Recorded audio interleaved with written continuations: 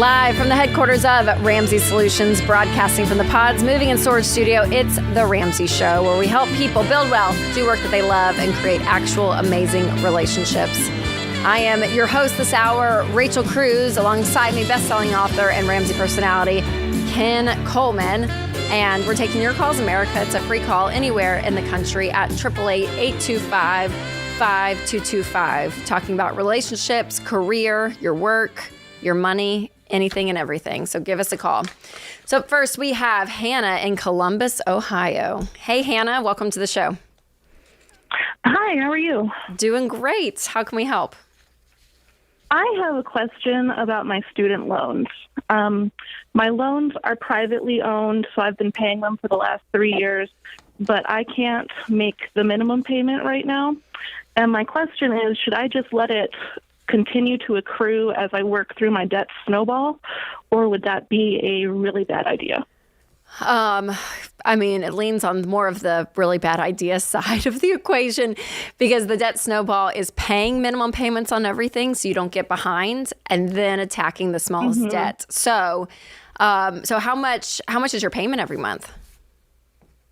So it is about $552. I'm behind $785. Okay. And what other debt do you have? Yeah. So total, it's about $75,000. Okay. And then counting everything, I have about $95,000 of debt. Counting everything. What's the other 20? 15 of it is credit cards, and then the remainder is some smaller debts like to family and stuff. Family loans. Okay, so the 75 is your student loan. Yes. Okay. And how much do you make a year, Hannah? Right around $40,000. Okay. I do have a job interview in the next couple weeks to hopefully increase that. Okay. And I'm not counting my second job, which generally makes about $800 a month right now. $800 a month. Okay, well, that's great. So how short are you? Is it just you're making your payments on everything else, your four walls, but just this actual student loan payment of $552 a month? How much are you short on that? So without touching the income from my second job, I'd be short about $150. Why would you not touch the income from your second job? Well, right now I need to rebuild my emergency fund, about $600, and I would like to just be able to use that towards other debts. But okay, and your emergency fund for the $1,000, is that right? Yes. Okay, yeah. so you have $400 in savings. You're trying to build that up to $1,000. Yeah. Okay, and then we're going to start, attacking that. Okay, so one of the most important things, so Hannah, I would say, is to get current on your bills. So with this $800, so what I would want you to do is even pause the baby steps. I like it. The more you continue to go back, the harder it is to go. It's going to be to go forward, just on a mathematical standpoint. So, if I were you, and is your side hustle, are you doing it every night? It's about 3 to 4 nights a week right now. Okay. It's a retail job. Can you do more? Can you do more? Work more? Yes. I'm waiting for them to approve that schedule. Okay, that's great. So Hannah, I really think in a month, in about 4 weeks, if you up your working and you work 7 nights, I mean, you work every day, because it's a level of urgency, because you are in an urgent situation. I mean, you're getting behind, which again is we don't want you there. We want you current. Yeah. And you have $400 in savings. So like all of that can be fixed in about 4 weeks of making some extra money to be able to build up that emergency fund and get current. So that would be my goal for for you to say, hey, in the next 3 weeks, I gotta get this all taken care of. So that's $780 or it's $785 that you're behind, plus what's remaining of the emergency fund of the $600. Like, we want to get $1,200, $1,300 in here pretty quickly this month. And then my question is, I want to walk you through this, coming on the heels of what Rachel just gave you, because that's great advice. What is the smallest debt? And when we look at the snowball, you listed them out for us. What is the smallest debt? What's the payment on that per month? The smallest debt that isn't owed to family is $735. That's the total. Yes, Okay. of that credit card statement, correct. All right. And so then what's the next one?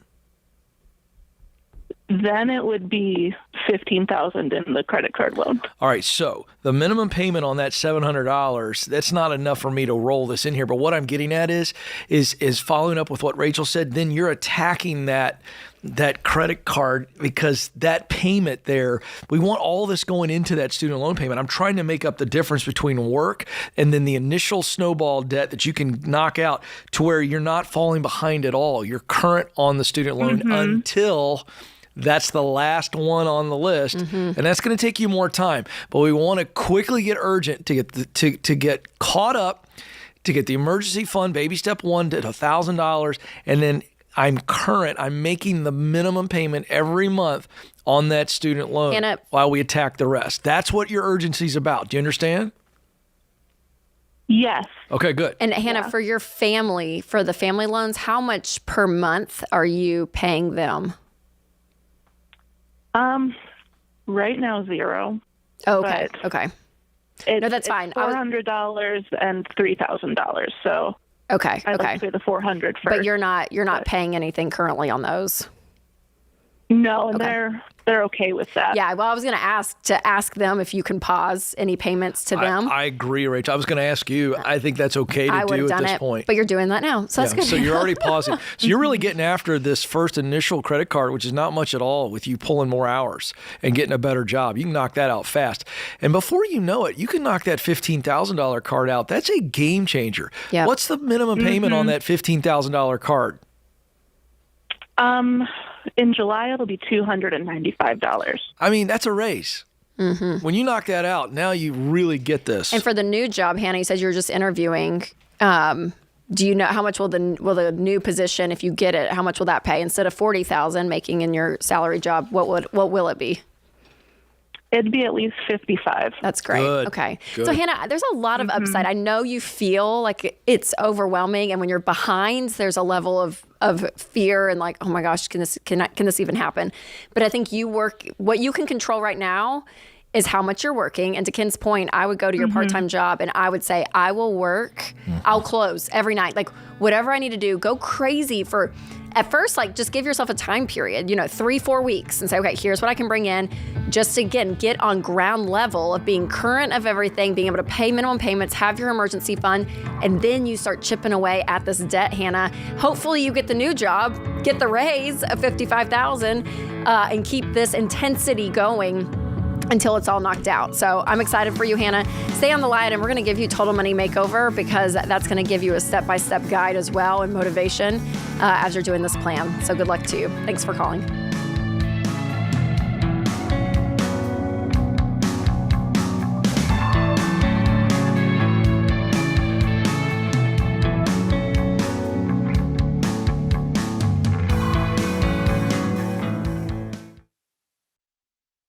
Hey, Dr. John Deloney here. I'm a huge fan of both meditation and prayer. And good mental health includes slowing down, gaining control of your thoughts, and plugging into something bigger than you. And Hallow makes it easy to start a daily practice of meditation, prayer, and finding peace. Hallow is the #1 Bible app in the world, and you can tailor content towards your faith tradition. From scripture readings and prayers to meditation and journaling, Hallow makes it easy to practice prayer, meditate, and build a deeper, more meaningful spiritual life and rediscover true peace. Go to hallow.com/Ramsey today to get 3 months of Hallow for free. That's hallow.com/Ramsey.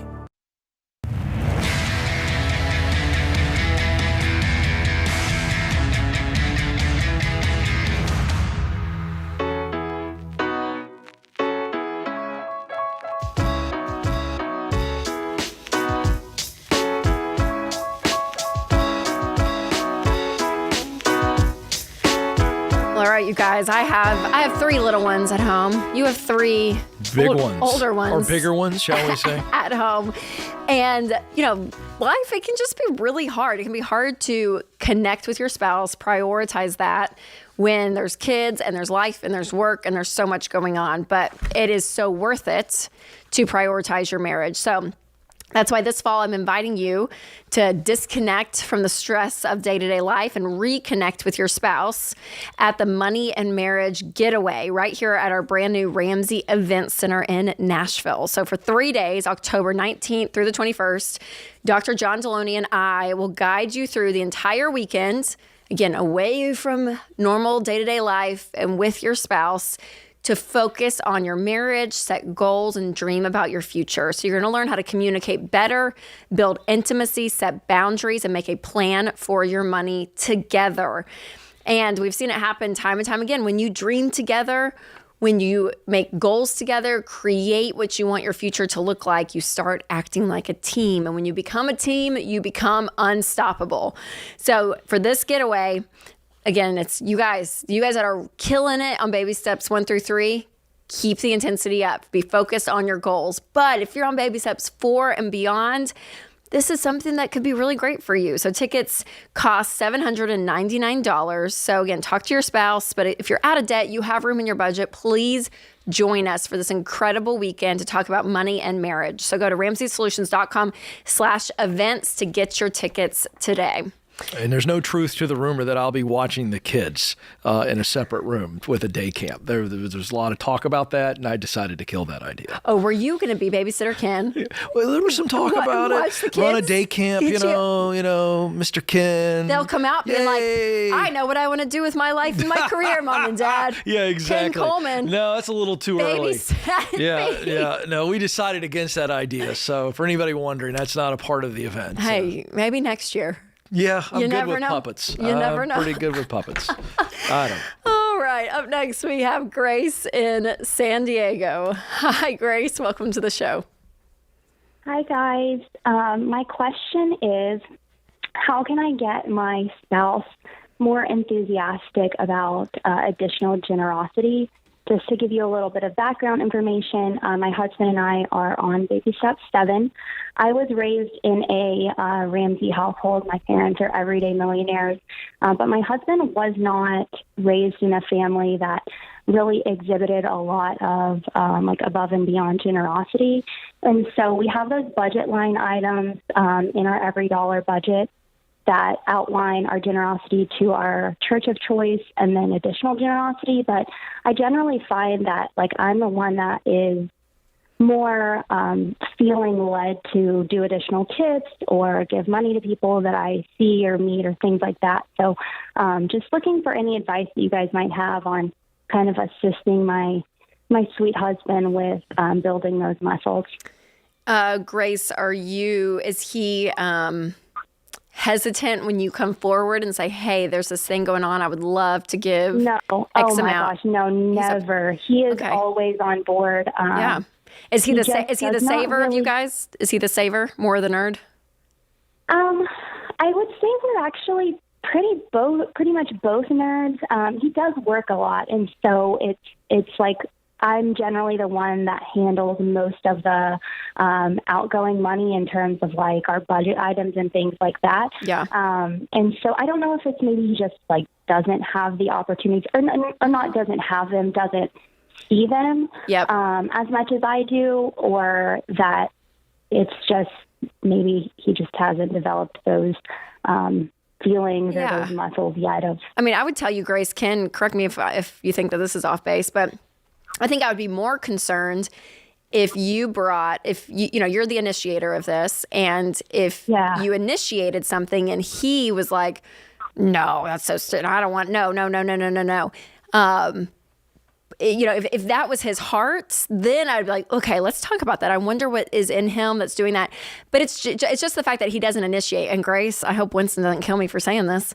I'm more of the initiator with the giving. I'll get a text from someone at church and they're like, hey, there's a foster family, X, Y, and Z, or a tornado came through and a team member needs that. And I don't know if it's because I get it more, but I'm like, oh yeah. And I text Winston, I'm like, hey, there's this thing. And he's like, absolutely do it. But I feel like I'm more of the one that initiates those random acts of giving in our relationship. But I don't fault Winston for that, just because I think, to your point, I think it gets presented to me maybe more frequently.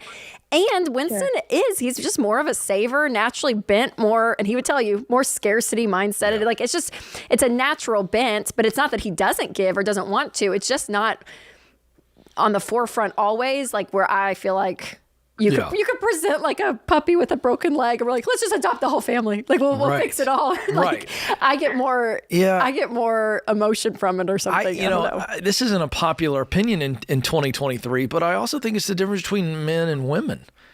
There's a controversial hot take that women are different than men. But I do think in this situation, I agree with Rachel. You kept calling him sweet, precious husband. Every time you bring it up, he's like, oh, yeah, let's give. So I think the question now comes back to you. What is making you call us today and ask us for advice on how your husband can have more of a giving muscle when what we're hearing is he's rarely anti-giving. He just doesn't pop up the idea as much as you do. So does that bother you in some way? Well, what's going on? What's behind this question? I guess it does bother me a tiny bit because, like I said, I come from a family that's like very, very giving to really like anyone and everyone. And I just see that as like a big part of my day-to-day life. And we haven't been married that long, a couple of years. So I guess maybe it's just like not fully integrated into, his recurring thoughts yet. Mm-hmm. But I was just kind of seeing, if there were any things that you guys did with your family, or if you had any similar experiences. But my experience is much like what Rachel said, except it's flipped. Stacy is, she's the one that, it's not flipped, exact same. She's the one that's always coming to me. Do you feel like that's the case with you guys? 100%. She comes to you more. Yeah, and I'm like, great. But I will tell you that I'm the one who tends to be more, and it's not a scarcity thing, but I tend to be like, okay, where are we at? What else have we given to this month? And we can't give to everything and everybody. Right. Because Stacy's amazing. She would give it all away. Yeah, totally. And not that she's irresponsible, but that's what her heart is versus I'm a little bit like, okay. Like, for instance, okay, this is a window in, and this may help or may not help Grace, but I'm going to be transparent, and Rachel's she's really good at like putting me on the spot on this show. My natural bent is to say, who are we giving to? What are we giving? And can they handle it? So I'm real sensitive to, are we blessing someone? Mm-hmm. Like they really, really need it. Not enabling, not being the, Yeah, so it depends on the gift. If we're talking like getting George, like my wife, I had to walk into work last week with a pretty pink bag for George Camel's wife, Whitney, because we're friends with them. And Stacy found a little something in downtown Franklin. And honestly, I didn't even look inside the bag. I gave it to George, and George goes, you know what it is? And I go, I don't have a clue what it is. All right. Now that's a dude response. Sure. So in this situation, Grace, you guys haven't been married very long, and you're bringing in expectations to how things are supposed to be. So for instance, when Stacy and I got married, I kept expecting her to have dinner ready at 6:00. It never happened. We're 2 months into marriage. And I would just be watching like the news or something. It'd be like 6:30, 6:45. And I didn't demand it. I would just go, hey, what do we have for dinner? And she'd be like, I don't know. Haven't thought about it yet. What are we having, Ken? I share the story to say that when we get married, we bring in the culture and the expectations 100%. The way that our house ran. I would give him some grace. Yeah. Because you've got it. He's a good dude. And I would say this too, Grace. I think it helps Winston and I. We have like one particular organization besides our church that we love, and we both have been impacted by. So when we give that monthly, it's a part of both of our stories. So find that commonality. Like what's the thing? What's the what does he genre get excited about? Of stuff that he would be like, oh yeah, that makes sense and plug into. So I would say that I would give him a little bit of grace, just like Ken said. And I don't think he's a bad guy. And it may never be the forefront thing. And that doesn't mean he's a selfish, evil person at all. It's just kind of how he's been, and that's okay. So thanks for calling.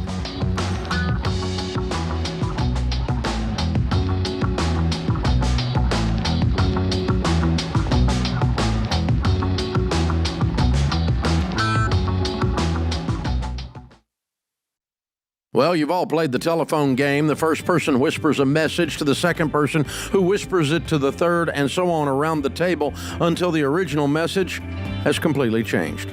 Multiply that confusion by 100 if you run a business with different software systems that don't talk to each other. That's why there's NetSuite by Oracle. In the early days of Ramsey, we were using different systems for all of our business units. We needed one single source for accurate data. NetSuite was the software we used to optimize and take us to the next level. NetSuite gave us the visibility into all of our numbers so that we could communicate across departments and plan ahead better. And as we grew, it scaled with us. NetSuite worked for Ramsey, and it will make a difference for your business too. Join the more than 34,000 customers who trust NetSuite to help make them smarter and make better decisions and level up their operations. To learn more, get a free product tour at netsuite.com/Ramsey. That's netsuite.com/Ramsey.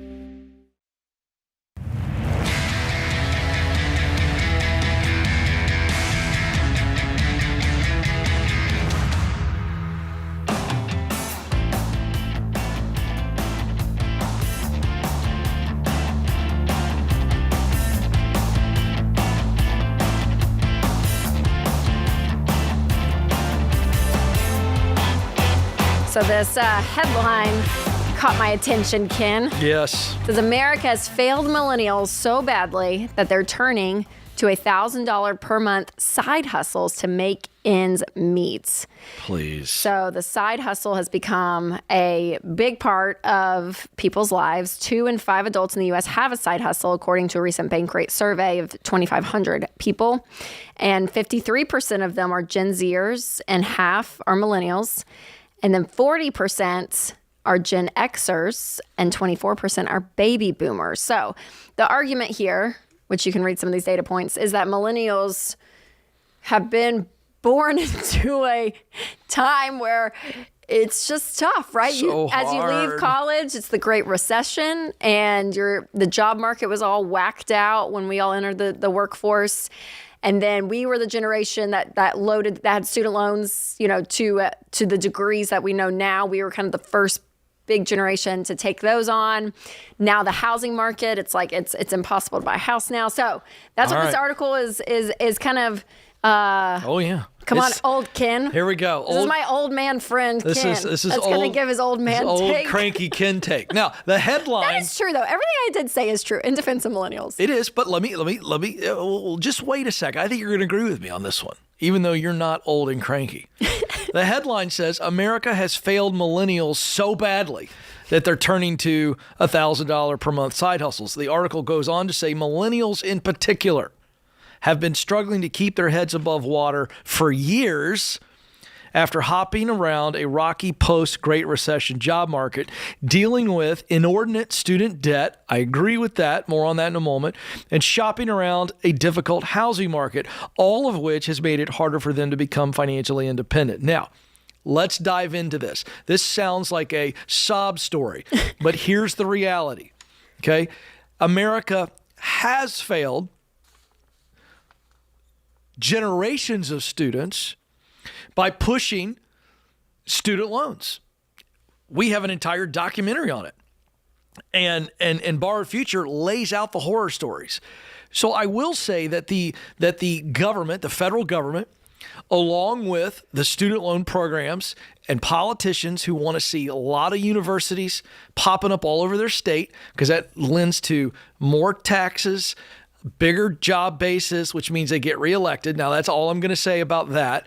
But that's what's going on. And we have failed people because we've put them into this notion that getting a college degree is the best way to success.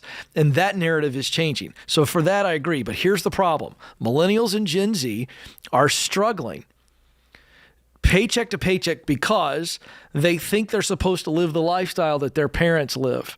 And they don't realize I got to build up to that. And credit cards are easier than ever to get. Credit card debt at an all-time high. We hear that headline every month.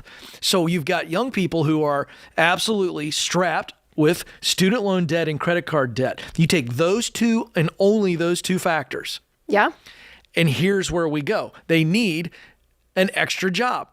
And we act like this is a crisis. It's not a crisis as it relates to them having to work a second job. It's a crisis of debt. And if you remove the student loan payment, you remove the credit card payment, then these kids aren't having to work an extra job. So This is here's what's concerning me. This headline and that excuse making by this writer is what creates the expectation problem that is driving all of this. I deserve this. I deserve that. I want this. I want that. Well, listen, number one, you don't deserve it, and I don't give a crap if you do want it. If you can't afford it, then don't do it. And yet we've created this soft, expectation-driven society, and then we go, we need to do something about it. What? There's no solution in this article at all. It just keeps talking about how many people have to work an extra job. Well, let me tell you something. On the Ramsey Show, we put people on that stage across there that work yes. extra jobs all the time, and they get debt free, and none of them are griping about it. So there's the old cranky Ken. No, I appreciate the cranky Ken. Okay, well, and I don't have any data to back this up, so this is where you go into dangerous territory. Okay. But I am always fascinated by generationally what you experience, right? Yeah. So the boomers were raised by people that had seen the Depression even, right? Or had World War II. Close relatives from Depression to World War II, the great generation, right? So that's what the boomers saw. They take this whole idea of the 1950s, the man leaves and goes and works 9 to 5, wife stays home, this whole picture that's created, and then they have kids that are now me, right? So I was raised by boomers. I just love that word. I just love it so much, the boomers. It's not said as a term of admiration, I don't think. Okay, boomer. That's what the kids like to say. I know. Yeah. And so what we saw was something, and then it was like, I think our generation was one of the first because the internet really started playing a part of your life, later in college when Facebook came about, like all this stuff started happening, this connectivity to the world, unlike any other generation. So we really became one of the most social conscious generations with giving, the ability to go do things that looked different than just the standard lifestyle that we all, most of us, saw in our parents. And so it does create this new world. And then you lay on top of all of this, right? You graduate into the housing bubble had busted. Banks are closing. I mean, the crazy, right? The Great Recession was nuts. Sure, right. And you're entering that. And at the same time, it's like you have, like you said, a level of expectation that, again, for the first time, social media, I think this level, it's not just billboards and magazines that you're seeing. You're seeing real life people living a certain way. So subconsciously, I feel like there's some level of human mind that just says, oh, yeah, if they're doing that or this or that, yeah, then I should be too. I'm their age. And you know what I mean? You're absolutely right. Comparison builds that. Yeah, all that starts playing in. And then you add on student loans, and then you can go down the list. But I think the hardest thing, and what's so difficult on this show that we try to communicate so often when people call in with money issues, is that math, it doesn't have emotions. Your money doesn't have feelings. It is what it is. And so there's a level of reality that has to sink in to say, I just can't do that. And even though I'm frustrated about the housing market, I'm frustrated that if I had bought a home in 2018, it would be double the size than if I'm buying it now. All of that is so real. That is a very real emotion and feeling to have. But the problem is when that starts to drive your decisions. Yes. So and there's a level that you have to be able to say, here's my situation. What now am I going to do about it? Yeah, great segue. So of the respondents, so what we gave you were the data of how many in each generation are having a side hustle. Now here's why. 33% of the respondents said they need the extra job, the side hustle, to afford regular living expenses. So these are people that are living above their means. 33%. 33% are going, I need it just to make ends meet or whatever. Just to pay my rent. Based on what, or credit card, everything else. I want this membership here, and I got this car, right? So this car payment. I got to have a car. It's $800 a month, so I got to go work at Kroger, and that's not fair. Sorry, that voice just comes out sometimes. 27% said it helps with discretionary spending. Now, this would be responsible. Okay. So now they're going, you know what? We'd like to send our kid to a summer camp, or I'm making this up. Right, and they go, right. In order to do some of these extracurriculars, whether they be single or married or in a family situation, 27% are saying, I work so that we can have a vacation. Good for you. Yeah. So it's not all snowflakes here that don't know how to handle their money. Right. Then 12% are using it to repay debt. These would be Ramsey Show listeners and viewers. They're going, I'm getting after it. I'm going to pay off debt. So I did want to at least share that. No, that's good. That it's not all people that are just going, I don't know how to handle my money. But a big part of it is we as Americans, we don't have discipline with our money because we want it now. We've been told you get to have it now. You deserve to have it now. You should have a nice car, nice house, and all these things in your 20s. Yeah. Well, and it's hard to go backwards, Ken. And I think there's a reality too. Once everything's paid, like just your general stuff, there's not a ton left always. And so just the price of life and I think inflation kind of plays into, I think there's like levels of all this stuff that things just have cost more. And to go backwards and say, okay, we're actually gonna have to cut things to keep the same lifestyle that we had, like that sucks. That's not fun. Yeah. But sometimes that's the decisions that have to be made. This is The Ramsey Show.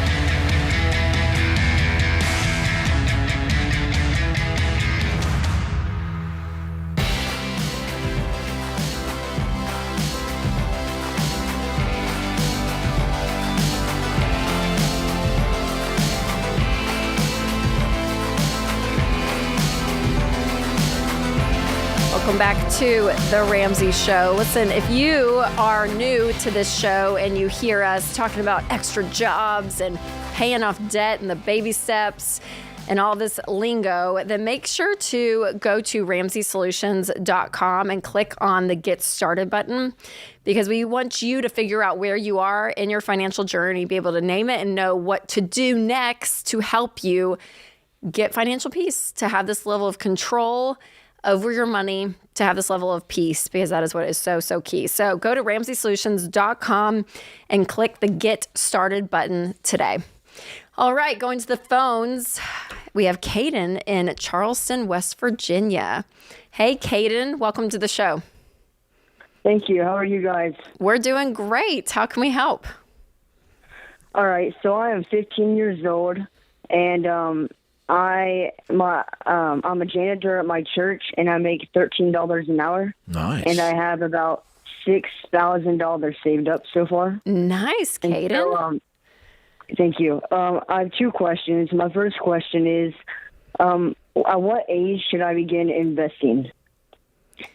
That's a great question. Well, one of the important things that we talk about, especially if we get a young caller like you, is that setting yourself up well for big life transitions is really important. So do you have any idea at 15 what you want to do when you graduate from high school? Do you know if you want to go into the trades? Do you know if you want to go to college? Do you have any thoughts? College. College, awesome. Do you know how you'll pay for that? Just scholarships and working. Okay, good for you. So you'll be the one that's going to be paying your tuition. Is that correct? Yes, ma'am. That's awesome. And let me point this out, Ken, that I love, Caden, that you know that already at 15, because, some families, they don't talk about it until the junior is a junior in high school and starting to think about college, and then they have this conversation. So the fact that you know ahead of time, Caden, is really key. So what I would be doing is, instead of investing that money, we always say to invest in you at this point in your life. And so that would be keeping that $6,000 set aside and more as you start working in high school to be able to pay for college so that you don't take out student loans. And Caden, that's going to determine where you go to school is a big factor. School choice is really, really important here. So staying in state, even going to a community college for the first year or two, but making that decision in a wise way is going to help you not only save money, but be able to graduate and not have debt and be able to have a degree that hopefully you can use and that will advance you in your career. So I would not be investing right now, Caden. If I were you, I would keep that money in a high yield savings account or even a money market account. And right now you're getting a pretty great rate of return for just a good old savings account. And I would put that money in there and not touch it and let it grow and continue to fund that account for college and for that to be your college tuition. Yes, ma'am. That's what I would do. Did you have a second question? I do, yes, ma'am. So I've also been saving up for a car. So I figured that I would save up for my car first, and then whatever money I have left over, I'd begin saving for college. So should I? My parents had told me that they would match me up to $2,500 for a car. So that'll give me a little bit more money for a car, and then so that's pretty much it. Yes, ma'am.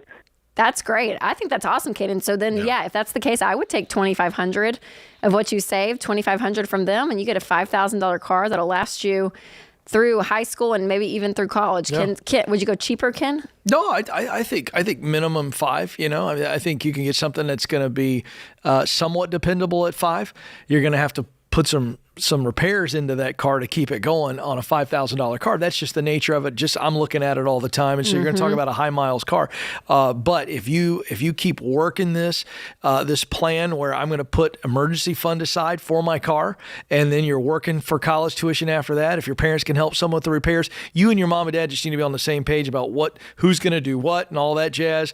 You got gas money, and I remember when my son got his car last year, and he started really paying attention to gas for the first time. It was hilarious. He's like, I can't believe, how I said, expensive it is. Yeah, I'll help you with some of the gas. Like if you're going to and from school, I'll help with some of that. But you driving around with your buddies all over the place? Yeah, right. He comes home one night, Rachel, and we track our kids as any paranoid parent does in this day and age. Back when you and I were teenagers, our parents had no idea where we were. We lied to them all the time. It's like, what is this address? You've been at the gas station too long. Are you hanging out in the parking lot? So he comes in, and I noticed I checked in on him. I was like, "You're downtown Nashville. What do you think here?" I was like, "I'm not paying." What was he doing? Oh, they were just checking it out. He'd never been down there. He's feeling free. They weren't there long. I could see he didn't like. They were essentially cruising, I'm guessing. I love it. But I said, "You pay for that. I'm not paying for you to drive on a field trip to downtown Nashville. That's your job." So getting an idea of what do these things cost. This is a young man who's really, really driven. He's on top of it. This is a great experience. I agree with Rachel's advice 100%, Caden. But again, be really clear on what you want for the car. Think about repairs. Think about all that kind of stuff that would go into it. It may be worth getting a $7,500 car. If you want it to last for a while. Does this car last you through college? It's possible. So mom and dad are giving you a $2,500 match. If that was me, I'd be going, all right, can I get $7,500? I get the $2,500 from mom and dad. I get $10,000. I got a decent car that should last me through college. Yes. Well, I just did a whole segment on my show. We taped it, so it'll air later, on 10 cars under $10,000. And there's great ones. That's what I'm saying. Honda Civics and Camrys, and they'll run forever. Now, you're going to have to put some money in them. Yep. I would say rule of thumb, having bought an older Lexus for my son, you get a car that's in that under 10 range, you can look at probably putting in $1,500 to $2,000 in their first year. I think that's a fair estimate. It could be worse, but it certainly could be that much. But again, if you fix these cars, like when the alternator goes, we bought Ty's car 2 weeks later, he's at prom and his alternator goes. Thank God it was after he dropped the girl off. Oh, gosh. That would have been devastating. That would have been the story he I had to put a new forever. alternator in it. That's $600. It was more than that, actually. Somewhere between $600-800. Right.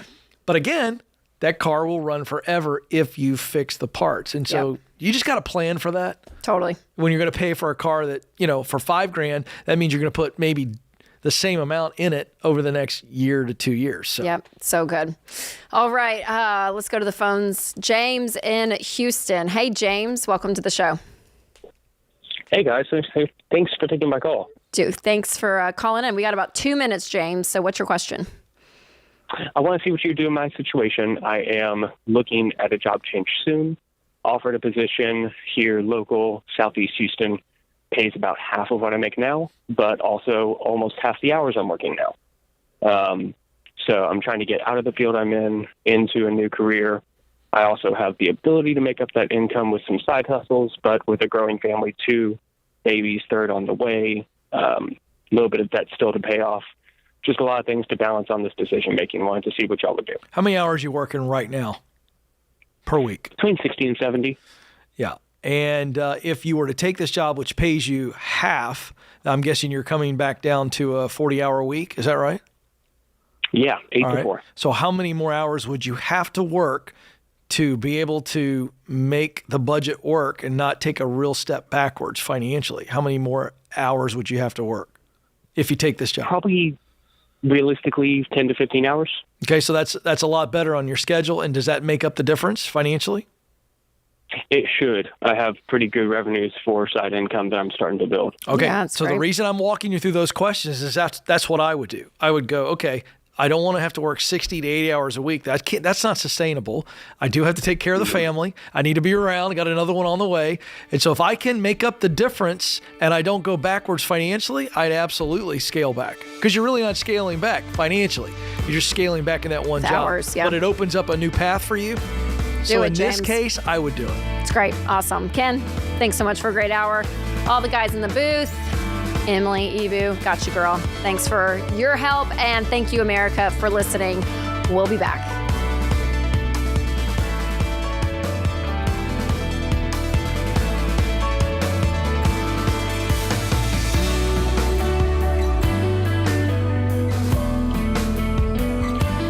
Hey, it's Rachel Cruz. If you love the show and want a deeper dive on your money journey, we have a weekly newsletter that gives you trending and helpful articles and tips on following the Ramsey way. Just go to RamseySolutions.com today to sign up for our newsletter. Again, that's RamseySolutions.com to sign up for our weekly newsletter.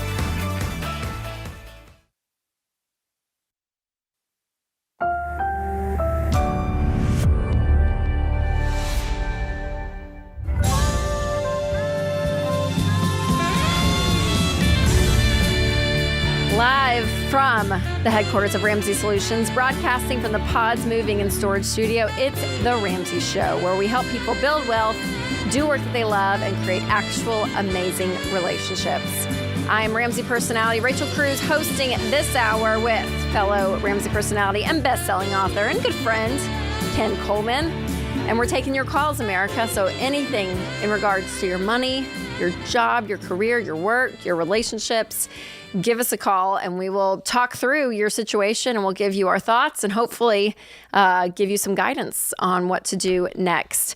Now, if you've been listening to the show for a while and you're enjoying it, please consider sharing the show. Word of mouth, you guys, is so helpful when it comes to people hearing this message and getting hope in their life. So share, like, subscribe, leave a review.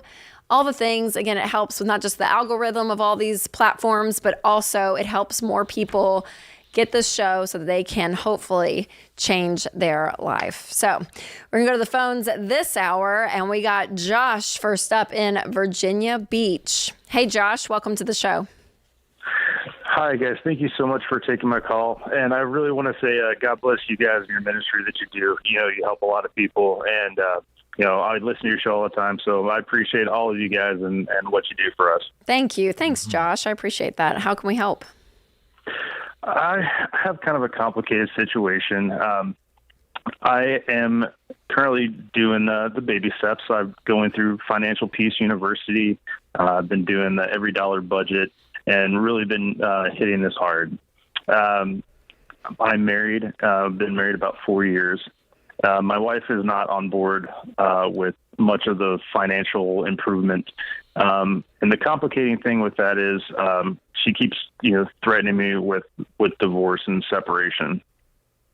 I pay 100% of our bills, and I feel almost like a prisoner in my own home because I help support not just myself, but her and her son. I have a 12-year-old stepson. And I work full-time as an ER nurse. I travel for work, and I go to school full-time and hoping to change careers. So I've kind of just been at like a mental breaking point. I just don't know exactly where to go and how to find peace at home. And, it's just something hard to deal with. And I listen to you guys all the time, and I thought you'd be a great place to reach out to. Is the threatening of divorce over the FPU steps, or is it something else? No, we're not on the same page with just about anything. Right. Financially, we've been separate the entire time we've been together. Right. It's worked for us. I know, Rachel, you're big on having a combined account. And the hard part about this situation is she has financially sabotaged herself to the point where I'm okay with the separation. I want what's best for everybody, but she cannot support herself and her son. Okay, so let me just put a little caveat when we do talk about combining accounts. We think it's very crucial, and when it doesn't happen, we always say there's a reason why it's not happening, and it can be of multiple reasons. Of they were burned before in a divorce and they're scared, or they want the control, like whatever. There are reasons of why that doesn't happen, and our push is always, okay, let's get to the reasons that isn't happening. So for you, just in that one example, as you said, the reason is because she financially has sabotaged herself. And has she sabotaged herself in other areas too, Josh? Not just money? This sounds like every part of your marriage, you guys just you're not a fit. What caused you guys to get married in the first place? Was it different 4 years ago and it's changed? Yes. From when we first met, everything was great. I mean, we were really in love. Things were great. We actually met on vacation and just kind of doing a distant dating thing for a while. And as a traveling nurse, I took an assignment out here to kind of test how things would go. It went very good. And then she went through a really ugly custody issue with her son and her ex. And I really tried to step up and, be a good man and support her and her son. And I've been doing that. And the difficult part is I didn't find out about how bad some of the financial stuff was until after we were married. And there was a multitude of things, but I've been trying to support her and actually in getting into financial peace and trying to work through the Ramsey steps. I was like, hey, we're not on the same page with a lot of things, but let's maybe do this together. It might be like a team building thing. Like, hey, let's get excited about something. Let's do this together. And it's just opened up a can of worms that I just did not know was there. And, I talk all the time about trying to help her, but now I can't necessarily. Okay, so not to get too technical, Josh, on just like the money side. You called for the money, so I know Ken can probably speak into some of the other parts of this. But for the money specifically, what has caused her to sabotage herself financially? Is it that she spends too much? Is it that she's not working? Is it that she? Yeah, what's the main reasons? Okay, I'm sorry. I know I'm kind of all over the place. No, you're fine. You're fine. No, you're great. So she's actually an accountant, of all things. So she struggles with personal finance where, I know she took out a lien against her vehicle, which ended up breaking down. It was about a $10,000 loan against the car, which the car was, not salvageable. So I ended up having to give her a down payment for her to get another vehicle. I know I found out that she's taken out loans against her retirement. And her credit score, I think it's in the low 500 range. So even though we were trying to go through this process of potentially separating, she can't even get approved to get an apartment on her own. So she's still living with me because she can't go out on her own. Yeah. And for the last 6 months, even though we're basically separated but living together, I pay 100% of the bills. And I just kind of feel almost like a prisoner in my own house. Yeah. And trying to be a good Christian man, I can't foreseeably just hey, I'm going to break the lease. I'm going to move out. You and your son have to figure something out. Well, she has a lot. She obviously has a lot of brokenness in her life and in her story that is not dealt with. And it's coming out sideways in all these different ways.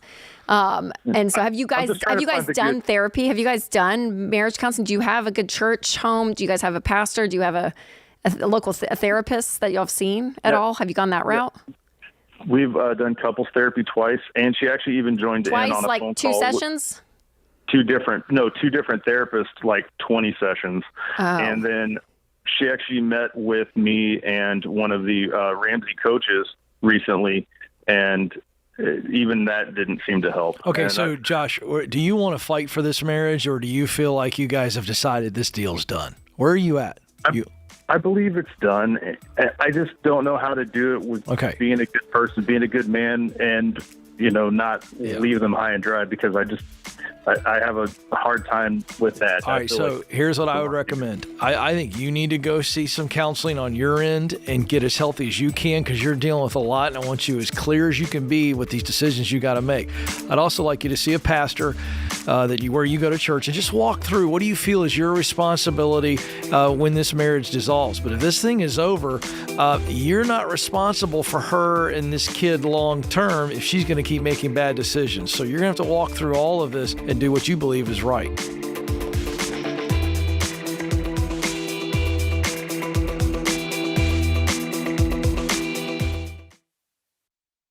Hey, folks, you know that sinking feeling when you make an offer on a house you love and then you hear there's another offer? You need the Churchill Mortgage Home Buyer Edge. Super fast pre-approval and a secured interest rate, plus a $5,000 seller guarantee gives your offer the best chance of being accepted. The Home Buyer Edge from Churchill gives you an advantage over those other guys. Go to churchillmortgage.com today to learn more.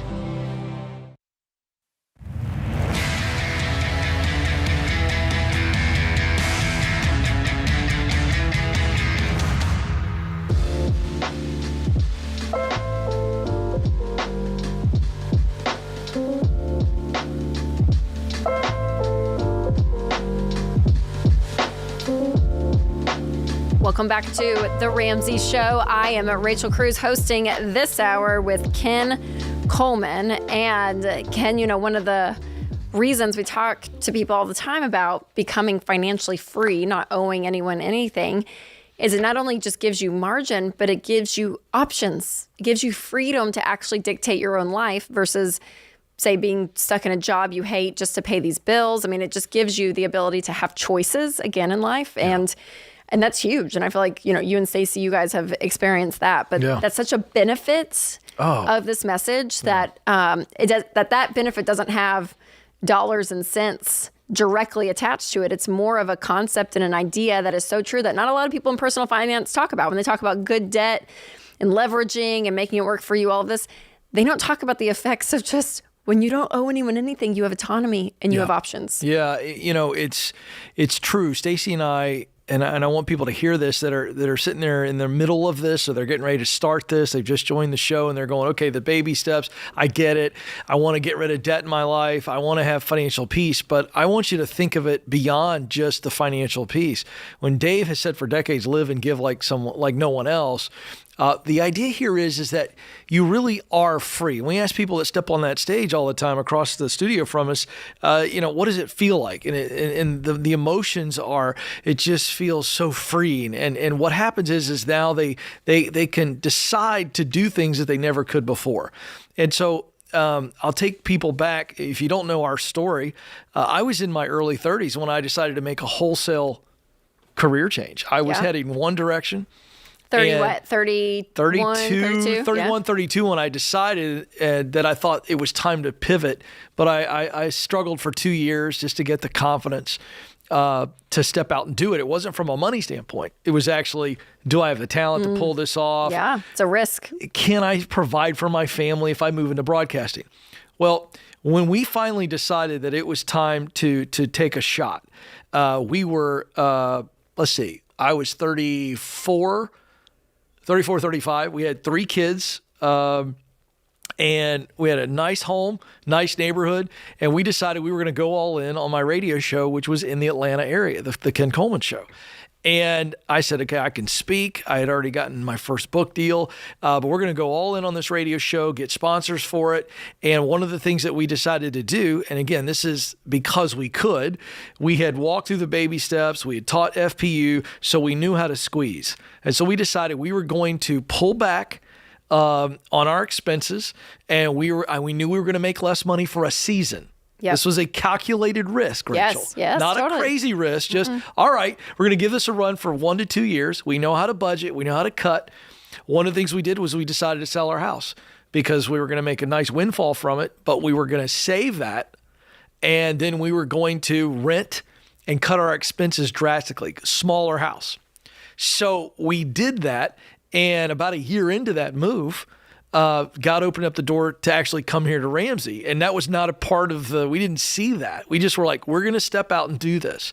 And when we did it, God stepped in. And for somebody out there that's going, okay, all this God stuff, I don't go to church, I get it.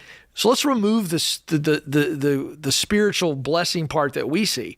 But what was actually practical for us is that because we didn't have debt, because we knew how to manage our money and budget, and we knew how to cut. When we paid off all of our debt, we realized that we could take a calculated risk and not go backwards financially. Long term. Short term, yes, not long term. And so we look back on that fondly, Stacy and I, as we wouldn't have had so much faith if we didn't have the financial freedom to say, we can pull this off. So I tell the story to say, whatever your situation is, folks, on the other end of this debt-free journey, these baby steps, it's not just college funds paid for. It's not just a nice retirement. It's not just a paid-for house. It's really margin. Yes. And when you have margin financially, watch this, you have freedom to make different choices and try some things and live that life that you really want to live, whatever that is, whether we're talking about a professional context or we're talking about some personal decisions you want to make, it doesn't matter. Margin leads to freedom, and that freedom leads to that life that you truly want to live. And that's what everybody's looking for. It's just, I want to live my life. Yep. Forget the freedom politics side of it. Just free will. Like, sure. I just want to do this here, when, how, why. So I share that story to encourage folks that may be thinking about this journey and going, this is a slog. Or they're in the middle of it, that on the other side of this, whether it's a professional dream or a personal dream or a financial dream, that's what this is all about. Mm-hmm. It's not just about discipline and budgeting. That's what we do to get margin. Right. But this is about freedom.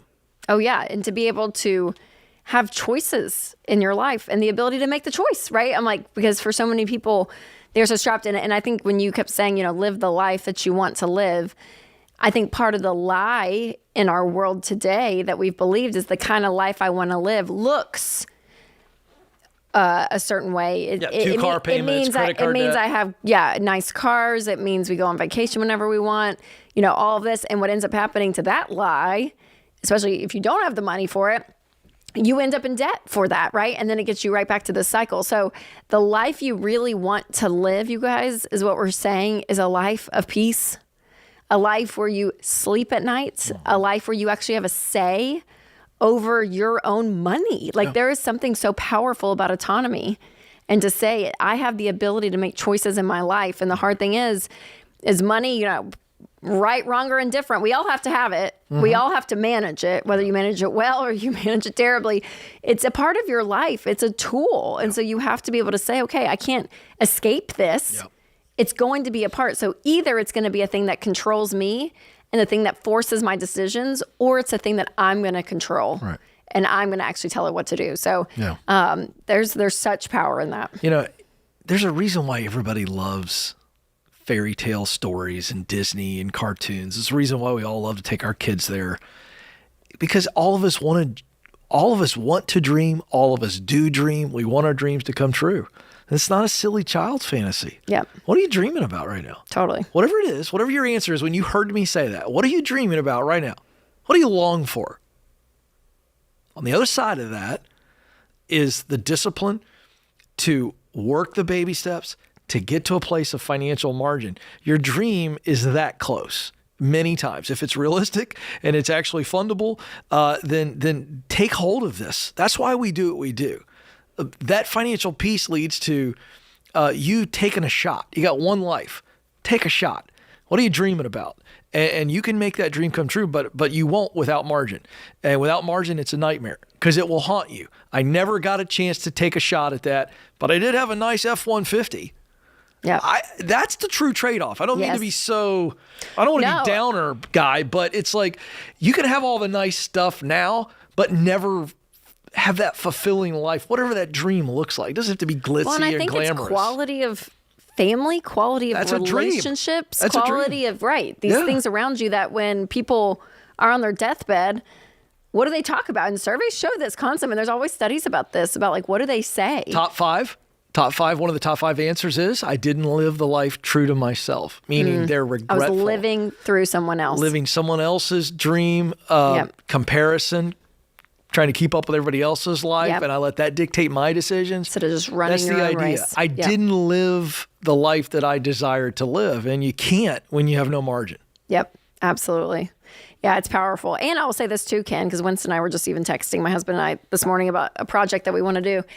And at the house, and I'm like, and it doesn't stop. We're on baby step 7, but we still have to save towards this thing. The discipline continues. It's not like you get to baby step, 4, 5, 6, 7, and suddenly it's like millions just fall out of the sky. No, you're still having to implement this stuff, but you do it with such control. You do it on your terms and no one else's. And that's the freedom and margin Ken is talking about, which is so, so powerful. I love that word, Ken.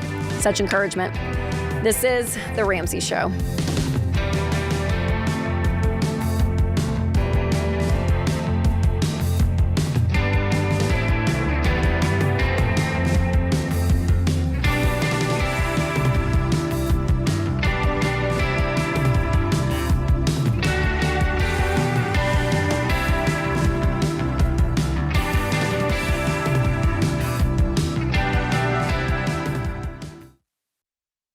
If you're like most people, your home is your most valuable asset. And when you want to make improvements, it can feel like everything costs too much or takes too long. But something as simple as custom window coverings from Blinds.com can completely change your space and add value to your home. We've recommended Blinds.com for over a decade, so you know you can trust them. From blinds, drapes, and shutters to motorized shades, they make it easy and affordable to upgrade your entire home, and their team is ready to help with everything from design consultation to measuring and installation. Plus, there are never any misleading quotes or hidden fees. Everything's backed by their 100% satisfaction guarantee, and shipping is always free. See why Blinds.com is the #1 online retailer of custom window coverings. Visit Blinds.com to save up to 40% off everything site-wide. Go to Blinds.com for more information.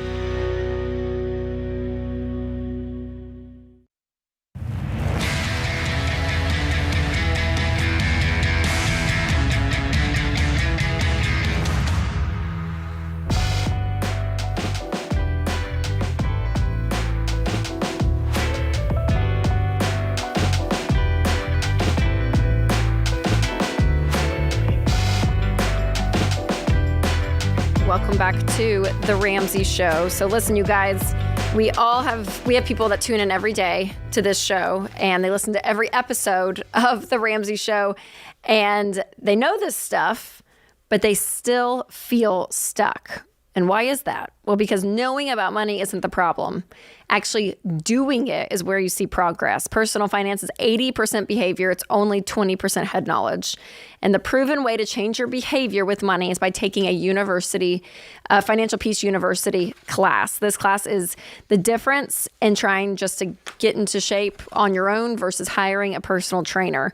You will have a coordinator holding you accountable and other people in the class pushing you and cheering you on. That's why this class has worked for millions. After 9 weeks, you will never handle money the same way again. You will make progress faster than ever. So don't just listen to the show. Commit to doing what it takes to win. So join an FPU class, Financial Peace University, at RamseySolutions.com/FPU. Again, that's RamseySolutions.com/FPU. All right, we're going to go to Brian in Atlanta, Georgia. Hey, Brian, welcome to the show. Hey, guys. How are y'all doing? We're doing great. How about you? I'm doing well. Thanks for having me. Yes, absolutely. How can we help? Yeah, so I'll get right to the point. I'm currently in an internship, and my company offers a 401k, and I think I already know the answer to this, but I'm fairly new to the show, so I thought I would ask, should I invest in my company's 401k or just start my own personal Roth IRA and invest through that since my internship is temporary? Yeah, it's a great question. Do you have any debt, Brian?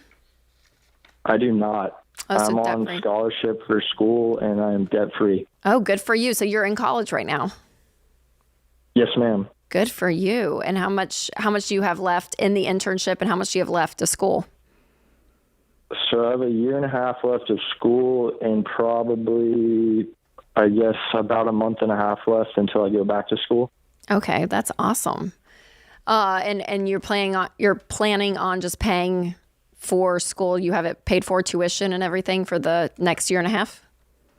Yes, ma'am. Awesome. Good for you, Brian.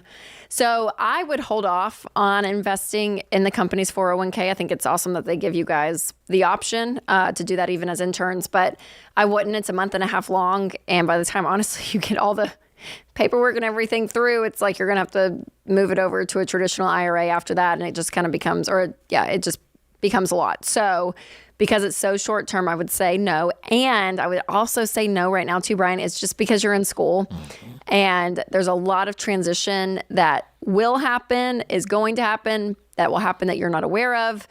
There's just a lot of life between now and the next 2 years. So once you graduate from school, transitioning into the real world, it's expensive. So just having cash on hand is going to be really important. So I would just take any money that you would have invested and any money that you make above that tuition, and I would be saving just in a high yield savings account or a money market account for these expenses that are going to be coming up. And then once you graduate and you land a full-time job, you're going to be ready to invest. And we encourage you to do 15% of your income into retirement, and that's going to be split between, yes, that 401k at your company or the company you will work for in the future if they have one, a matching situation, and then the Roth IRA. So you're in the exact right headspace, Brian, looking at your options. I just think it's a little too soon just because you have so much transition coming up in your life. And yes, compound interest is a wonderful thing, and we talk about it a lot on this show, but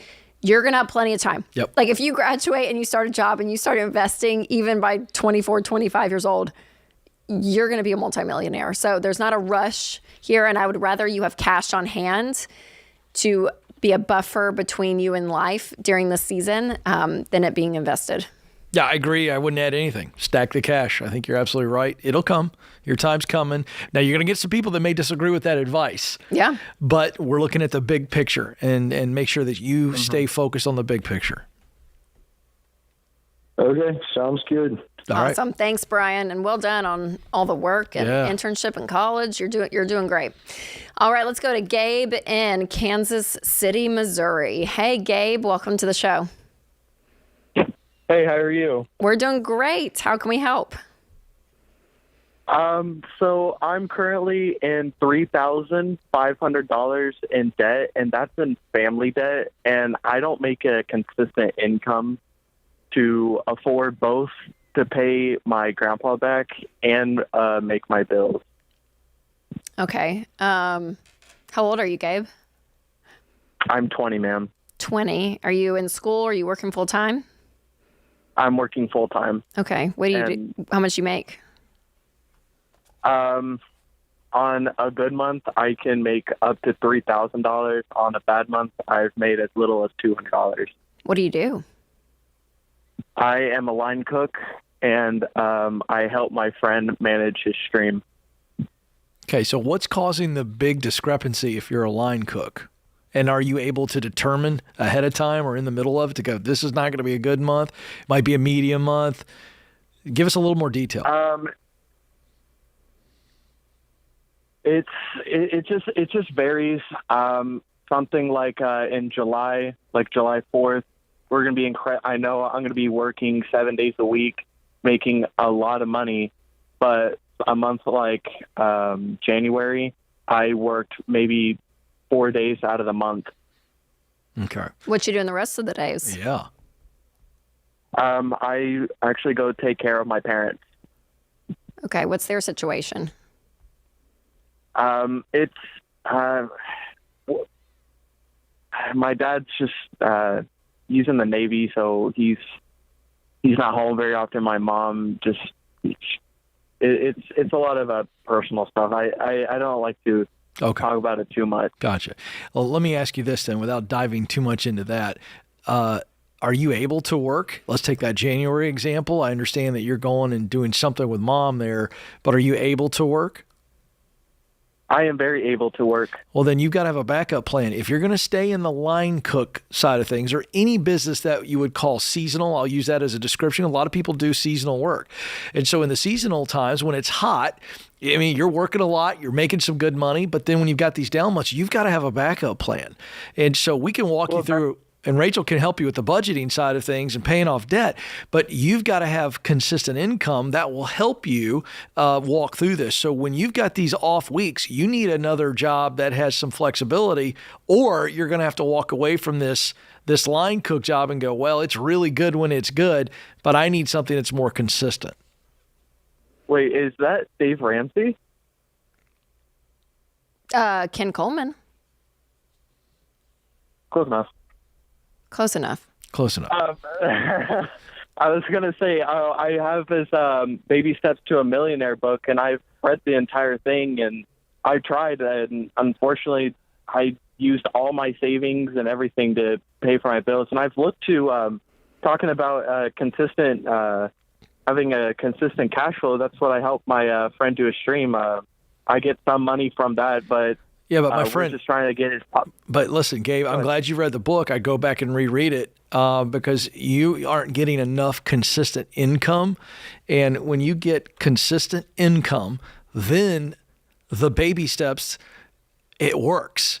Okay, but you don't have consistent income. I'm thrilled that July 4th week, you're going to make a bunch of money, but you've blown through your savings because you don't have consistent income. So I don't care where you do it, how you do it. I don't care if it's Dave Ramsey or Ken Coleman. If we don't have consistent income, we cannot get out of debt. We will not be able to save an emergency fund, and we will always be behind the 8 ball, the metaphorical 8 ball, where we're just trying to play catch up. You're a young man. Seems like you're able to work. You need to be working. So let's make some better choices. Let's get a solid foundation of financial stability based on a job or jobs that bring in enough income to fix your situation. That's right. Thanks, Ken. Thanks, Gabe, for the call. We'll be back.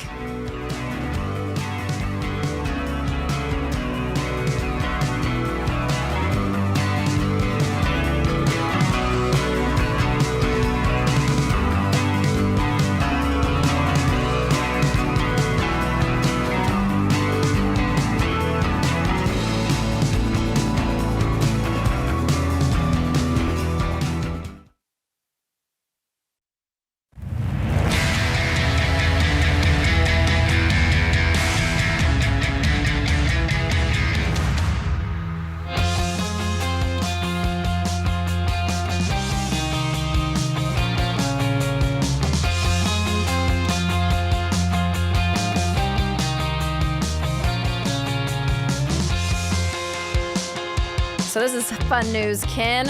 Apparently MasterCard launches a global plan to recycle credit cards. Really? What do you mean recycle? You mean literally recycle? They're trying to save the environment with yes. this? So on Wednesday, they launched a global project to recycle credit and debit cards as a part of a plan to save billions of cars in circulation across the industry from landfill.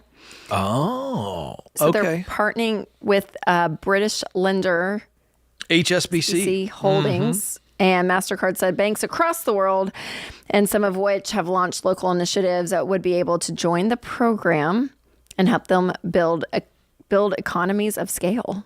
What is okay, happening? So this is my favorite part. Under this plan, MasterCard will provide shredding machines. Has anybody who's been listening and watching this show for any amount of time see the beautiful irony of this? This is what we do. MasterCard is going to provide credit card shredding machines so that they can recycle around $3.1 billion cards that are in circulation. Yeah, each one of these machines, Rachel, is capable of holding 10,000 credit cards. So we should have one delivered here. And put it right out. Well, you know what? We should put it right next to the debt-free stage, and people can bring their credit cards in and shred them. I think that's fun. But they want to recycle them into more cards, but no, not here. We will not. We could just. We'll recycle to recycle, but we're not going to recycle to create new cars. I was going to say we would burn them, but then that would make the environmentalists mad because that would hurt the ozone if we burned Plastic. recyclable credit cards. Because that's a terrible idea, Ken. God, Ken. Did I just say that on the air? Come on, Ken. I am sorry, but you can't cause an ozone problem. But anyway, the irony is rich. MasterCard wants you to turn in your old cards, and instead of throwing them away and they go to the landfill, they want you to shred them. They could have coined that the Ramsey way. Mm-hmm. I really do think we should get a machine. We got to know somebody. I think that's great. We should call MasterCard up, Austin, and say, listen, we want one of those machines. We talked about it on the air, and we don't like that you give people credit cards, but we love that you're trying to save the environment, and we want to help. And we love that you're cutting them up. Send us a machine. Cards. But you know what we could do? We live in Tennessee with a lot of rednecks that can work on machines. And I think we get a shredder, and then we have some of our friends here that are mechanically inclined. They come in here and they turn it into a chipper, like a wood chipper. So when we put the cards in, it makes that loud noise, and it just spits out the credit cards into little itty-bitty pieces. And like a wood chipper.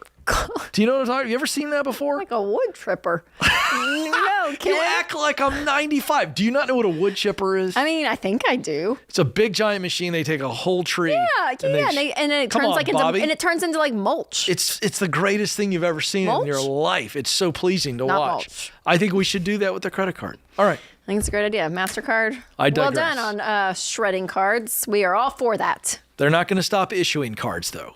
Just shredding the old ones. Just shredding them. Yeah. All right. Let's go to the phones. And we got Hannah in Illinois. Hey, Hannah. Welcome to the show.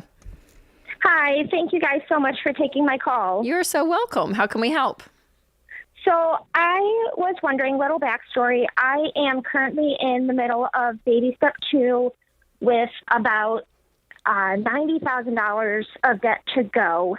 And I work full-time, plus go to school full-time, plus I have 2 side hustles that I'm doing part-time. Wow. Dang. So, when do you sleep? I don't. Tell me about these side hustles really quick. What are they? I'm just curious.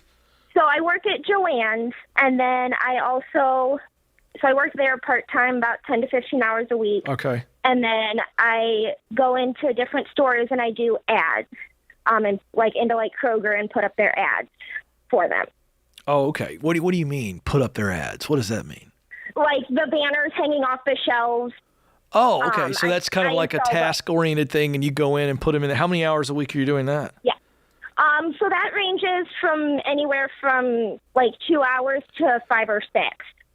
Okay. So we'll call it 4 to 6 hours. So 3 to 6 hours a week. Or is that a month? That's a week. Okay, gotcha. All right, keep going.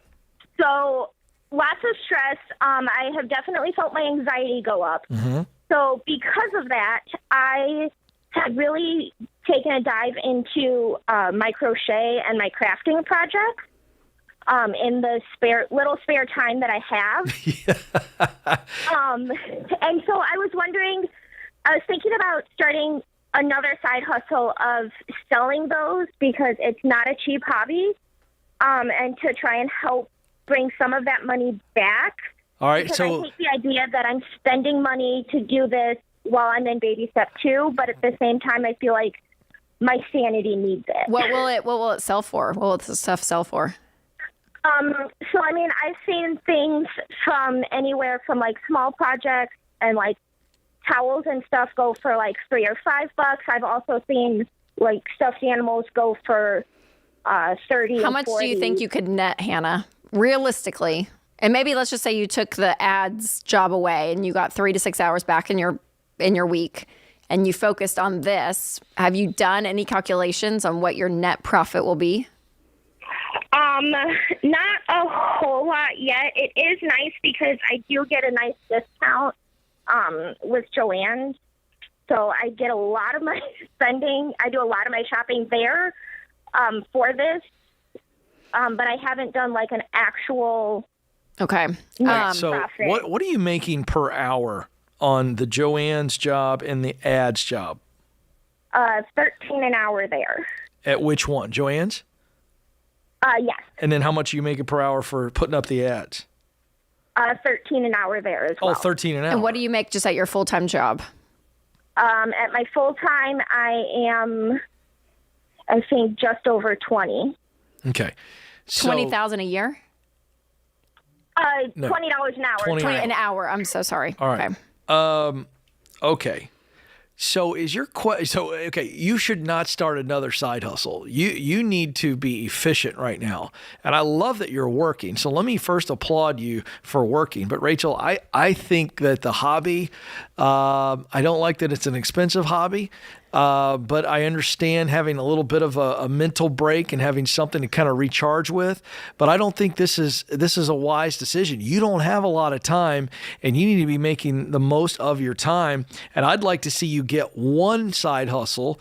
So if you want to stay at Joann's, that's fine. But if it were me, I'd be going, I need one side hustle, not two. And one that pays me 20 an hour or close to 20 an hour because I'm making 20 an hour in my regular job, so I know I can do it. And I just think you need to be making the most as you can. Yep. And less time. So look, you need some time. Yes, take care of yourself. More money, less time.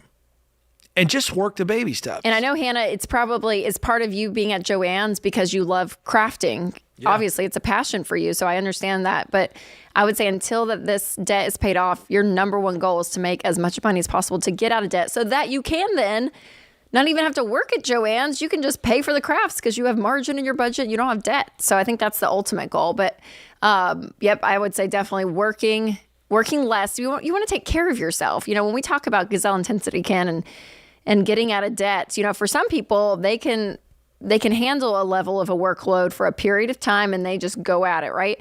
And then, but we also in that same breath, we don't want you spiraling out mentally either, right? So I'm like, there's very much a balance here of you, Hannah, taking care of yourself. And then what Ken is saying, being wise with your time choice and your job opportunity choice of where you're working. So more money, less time. Yeah. ROI, return on investment, right? It's a financial term, but you have got to get return on impact here. And so what that means is all that time that you're putting into work, it's got to be a nice return.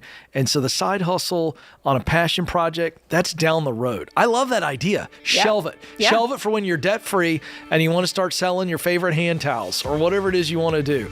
You know, sweaters for pet rocks. All of it works, but it's not something we're going to make money on right now. We need to go make money. Get that $90,000 paid off, Hannah. You can do it. You got this, girl.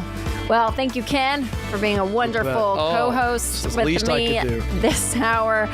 Thank you to everyone in the booth to make this show run. And thank you, America, for listening. This is The Ramsey Show, and we'll be back.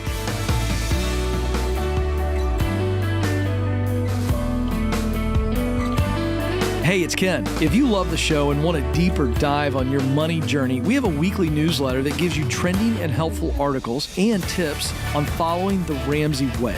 Go to RamseySolutions.com today to sign up for our newsletter. Again, that's RamseySolutions.com to sign up for our weekly newsletter.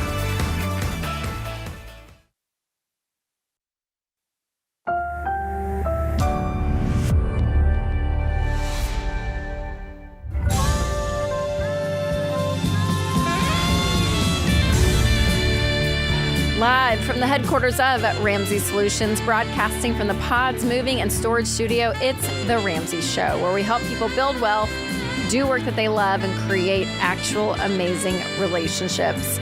I am Ramsey personality Rachel Cruz, hosting this hour with best-selling author, Ramsey personality, and fellow friend, Ken Holman. Yes, good to be with you. Glad you're here, and thank you, America, for tuning in. And it is a free call anywhere in the country at 888-825-5225. And we're taking your calls on everything from career, work, money, relationships. Give us a call. So we're going to start off the phones this hour with Kayla in Houston, Texas. Hey, Kayla, welcome to the show. Hi, thank you for taking my call. I'm excited to get this question answered. Oh, I'm so glad. Well, we are here for you, Kayla. How can we help? Yes, so my question is if I should move out of my parents' house And if the answer is yes, what do I need to have prepared to do that? So I'm turning 27 next week.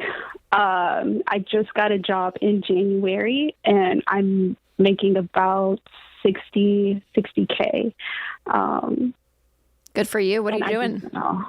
I'm an accountant. Good for you. Yes, you should move out. I should move out. Okay. Unless there's some extenuating circumstances to why you're wrestling with this. Meaning, do they need you in the home? Is there something special here? Or is this just you've had a season where you've been with them and you're wondering if it's time to get out of the nest? It's nice not to have to pay rent. Yeah. The saving money whole thing. Right. What's the story? Yeah. The story is there's no rush from my parents. We have a great relationship. And so it's really just, there's nothing wrong with home life.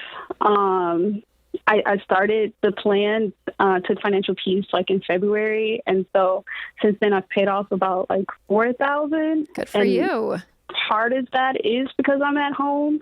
And so I guess it's really just fear on my end. Sure. Mm-hmm. Of course. By the way, that's normal. You know, you've had a good life. You got a great relationship with your parents. Very safe. And so now it's about adulting, I think the kids call it these days. And so that there comes a lot of fear there. So let me tell you what when I coach people in the area of their life that they're afraid of doing something, fear to me is I'm worried that something bad is going to happen. That's how I define it, right?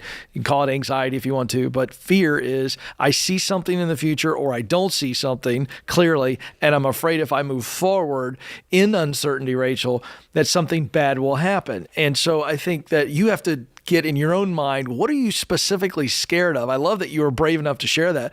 So let's just play it out. What are you afraid of if you move out on your own? What's that fear? Get as specific as you can with it. The fear is just, I don't like paying for things. Well, I got news for you. Cheap. That's going to come true because I hate paying for stuff, Rachel. I know. I don't think that's your fear. Have anything. I don't think that's your fear. What are you really afraid of? Probably just leaving. It's a single parent house, so probably just leaving my dad by himself. Okay. And just because of just loneliness and he won't have a companion there, that kind of thing? Or is there like a health issue at all? The companion part. Yeah. I think that's totally fair. Yep. I totally get that. Yeah. And Kayla, I think it is, especially in your circumstance when it is a single parent household and, whatever had happened, with your mom, whether divorce or he's a widower, there's a natural caretaking. Once you kind of become an adult and you start to stand on your own, that you start to you put on some of those roles of like, okay, I want to make sure I take care of my parents. So even that emotion, Kayla, is very, very normal. And I want to applaud that. I think that's a really kind part of who you are. And you probably have a great relationship with your dad. But I would say one of the best things that you can do for Kayla is to move out. And honestly, not because, again, that it's a bad situation you're in, because obviously it's not. But something happens, Kayla, to you when you move out on your own. And I always use this as an example. It's kind of a silly one, but it's just the truth. Like something happens in your brain and in your daily habits when you go to the refrigerator and open it up, you're like, oh crap, I'm out of eggs. I forgot to buy eggs. Okay, I got to go to the store. I have to, you start to have to problem solve from small life issues like eggs or something in the groceries, all the way up to big things. And you just start to have a level of self-sustaining and a level of dignity that is created in that for you to, I think, help advance in careers and relationships. It causes you to grow up. And Kayla, I think you're at a place that you can do that. And I would encourage you to that. You don't have to move far, right? If you get an apartment somewhere and rent for a little bit, it can be close to your dad, and you guys could have hey, let's do weekly nights where we Taco Tuesday, where we hang out. Yeah, I mean, you can still have a relationship with him. Yeah. It won't be as convenient, obviously, because you're just not right there. But I think, Kayla, for you as someone in their late 20s, I think this is a really good move for you, and it's going to cause you to grow up in many different ways, and long term, I think it's best for you. And Kayla, I'm going to suggest that there's another fear, and it's really hard to articulate. A lot of people don't know how to articulate. When they can't articulate a fear, I think the fear is the unknown. You just don't know what it's like to live without your dad, right? Well, I kind of do because I lived out of state for a little bit, but then that didn't go so well, so I came back. What happened? What caused it not to go well? COVID. Oh, gotcha. I was in Los Angeles. It was very expensive, so I came back. But here's the deal, Kayla, and I'm going to bring this back to money. I think the fear of the unknown is absolutely normal. In fact, it's what we all encounter when we try something new, whether it's a class, at your local gym or anytime we step into something new, the unknown, it just gets us. That's just who we are as humans. So financially, you've already paid off $4,000. You got this new job. It's a good job. So work with a budget. Before you make this move, start running numbers. Yep. Everything from groceries to, and I think since you have the safety of living with your dad right now, I would use this and say, before I move out, I'm going to actually come up with a budget, a plan, and I'm going to start paying for things that maybe dad's paying for. Mm-hmm. And let's go ahead and practice this. Let's do a dry run. Yeah, for Rachel, sure. I don't know what you think about that, but I think that will help her deal with the unknown of, hey, can I do this and do life well living on my own? I think that's an important step. Kayla, if we give you every dollar, the premium version that connects to your bank, it's our budgeting app, and it allows you to really budget and see where your paycheck's going and start to plan out. Will you use it? Yes. If we give it to you, okay, well, hold on the line. Love it. Emily's going to pick up. And I think, Ken, that's do a mock budget and just see, okay, here's the rent that I can afford. Here's what I need to be looking for. It just starts to narrow this whole idea of I'm moving out, and it starts to give you some guardrails. Mm-hmm. And I think it's really once really you see important. the numbers, you won't be scared because you go, wait a second, I can actually do this, and then that moves to I'm going to do this. Yeah, it's great. Thanks, Kayla, for the call. We'll be back.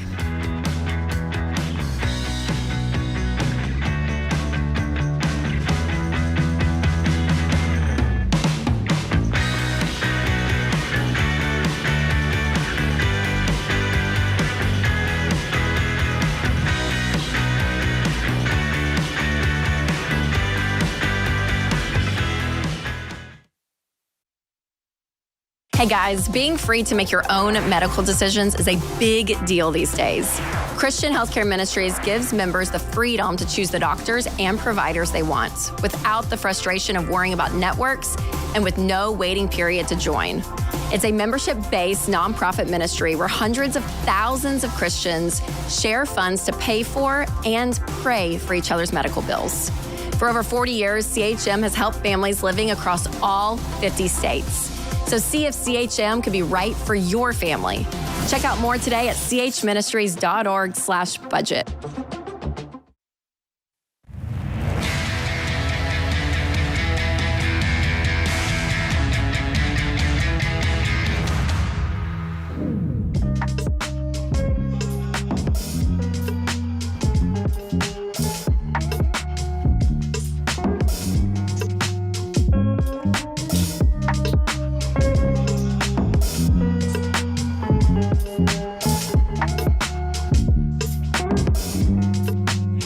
Welcome back to the Ramsey Show. Ken Coleman, I think we'll get to the calls this hour, but first... I'm so nervous about where she's going, folks. I am Buck. Hold on, let me put my seatbelt on. Click. We're staying the course. Oh, good. I wish we could have taken our conversation that was in commercial break on air, but we will not do it for you, America. Little behind the scenes, we have some of the most exciting conversations during commercial breaks. You wouldn't even believe it. That's what they should put on the YouTube. I'm going to give a teaser because on Monday afternoon, George Campbell and I, for Smart Money Happy Hour, recorded an episode about conspiracy theories and money. And it was the joy of my life. No one loves a conspiracy theory more than Rachel Cruz. It will be released later this month. I mean, so let's just say quick question. Did we land on the moon? No. It's going to light YouTube 1960s. up. Did you see the technology? Everything. Yeah. We had a Cold War against the Soviets. We were really trying to beat them. I watched that Netflix special at your urging, and I will give you a little, I'm going to give you a little nugget here. After watching that, I think it's highly plausible that they created the whole lunar landing in a studio somewhere. I think it's plausible. That's all I'm going to say. I said plausible. And because of you, how good does that make you feel? Because I'm anti-conspiracy theories. No, I know you are. You're so boring. No, my brother, who's the most logical guy on the planet. He believes this? He went to Houston and saw everything, and he said after seeing it, there's no way that they took that they did all this, and they broadcasted it live. I know. We're going to get kicked off the air. We really are. Folks, it's been great. Rachel and I have enjoyed serving you on the Ramsey Show. If you were an astronaut that landed on the moon, they're not listening. Great. It's I'm really not sure. Good for you. We're for you. We're for you in life. So don't think we Please forgive us. Forgive her. She knows not what she does. It's just fun. It's time for question of the day. It's just fun. So the Ramsey question of the day is brought to you by Neighborly, your hub for home services. Neighborly is the place to find reliable help for your home from trusted, locally owned businesses like Glass Doctor, Mr. Handyman, and Mr. Appliance. Visit neighborly.com today to find home experts available to serve you. Today's question comes from Hannah in Virginia. She writes in, I currently work 2 jobs, one full-time job making $1,600 a month and one part-time job making $800 a month. At my main job, I'm running into financial issues with my boss. Recently, I got the raise that I've been asking for, and then with no warning, I get it taken away as a lesson. Ouch. Jeez. It turns out my boss had been doing shady things financially with other employees. For example, he makes some of my coworkers work overtime, but refuses to pay them. Or he's not giving them all their hours on their paychecks and not paying them in full. Boy, how is this guy even still working? Yikes. With my other job, I'm waiting to hear if I will get full-time. I'm wondering if I should quit my full-time job before knowing if I get full-time hours at my second job. I can't keep working in this toxic environment with my shady boss. Okay, so I don't know what kind of financial situation you're in, but no matter how toxic this is, and I believe you, Hannah, but I don't think this is toxic enough for you to walk away without another job to go to. Now, if you have the financial margin where you can look for 2 or 3 weeks, then I'm okay walking away today. But unless it is an abusive, dangerous situation, I would, bite the stick, go in, deal with this clown. Let's turn our focus to getting another full-time job. And then if the part-time job turns into a full-time job, walk into that. So my point is, hang on. And don't trust anything he says. Don't trust anything he says. Well, make sure he pays you. He just feels like a crook, though. Now, I'll tell you what I would do. This is a very good point. I would document to the best of your ability. If he's not paying you what you've been, what you've worked, now he can dock your pay like he did as a lesson. But if he's not paying, what's the theory behind that? Well, it's manipulative. Well, sure, but why? Well, I don't know. I don't know if he's having a hard time meeting payroll. I don't know if she's working for a small business and this is the owner. What would a lesson be? Just that, I have control? You did something wrong, and so it's like being grounded. It sounds like financial grounding by your boss, which is really weird. So weird. So we want to get out, but let's do what's best financially, and I think you're going to be fine. Yep. But I would not put up with this nonsense much longer. No. All right, let's go to the phones. We have Mariah in Houston, Texas. Hey, Mariah, welcome to the show. Oh. Mariah, are you there? Yes, I'm here. Oh, wonderful. Thanks for joining us. How can we help? Yeah, thanks for taking my call. I just have a lot of different things, but currently I'm in a financial crisis, so to speak. I'm going through a divorce. I'm a newly single mom. Oh, I'm sorry. I moved back home to where I lived before getting married and everything. Before I moved, we sold my Volkswagen car for $3,000. I used some of that to move, and the car just wasn't reliable to have my son in. He's only 1, but I kept the car that we had in both of our names, but now it's out for getting taken, and I can't afford the monthly payments anyways. I don't have another car. I did buy a cash car last month, but after driving it a few times, the engine blew out, and it can't be fixed. I don't know what else to do. I'm in baby step 2. But I just don't know. I don't know what else to do other than try to find some other cash car, but I don't want to have that risk again of it not being reliable. You know what I mean? So well, the engine going out that first month, the engine going out the first month, was it the only type of car that you could afford? Were there other options? Did you know that it was in bad shape? Did you, have a mechanic look at it before you bought it or anything? My dad had looked at it and everything, and it was a rebuilt engine, and it only had 79,000 miles on it. It was a 2008 car, RAV4 Toyota. I loved it. He looked at it, and just within the week of me having it, I was driving back from Dallas to Houston, and the engine blown on me. Gosh, and okay. All right, so there was an internal oil leak inside of it, and no one could tell. No one knew. Okay. So it just, yeah. Okay.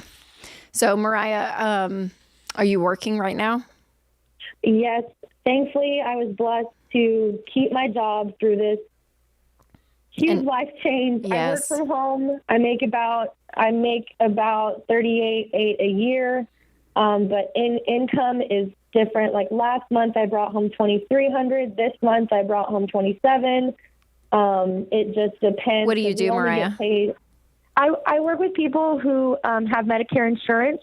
So I get inbound calls, and then I ask them a few questions, and then I get them to the licensed agents, and that's pretty much it. I have my son home with me full time, except he goes to his dad's once a month for a week at a time. So I have that time. But as far as I've tried to look for extra income, working maybe like I get off at 5, so I can work 5:30 to 12 o'clock at night, like while he sleeps and everything. I don't know what to do. Yeah, it's a lot, Mariah. I'm so sorry. Yep, I know. Yes, I've tried doing the every dollar, but I cannot get my brain around it. And I want to do Financial Peace University. I just don't have the money, and I don't know what to do. Okay. That's why I was like, I'm going to call and see what they say. Yes. How recent was the divorce? We're still going through it. Okay. So we go back next month to finalize temporary orders. And where are you living?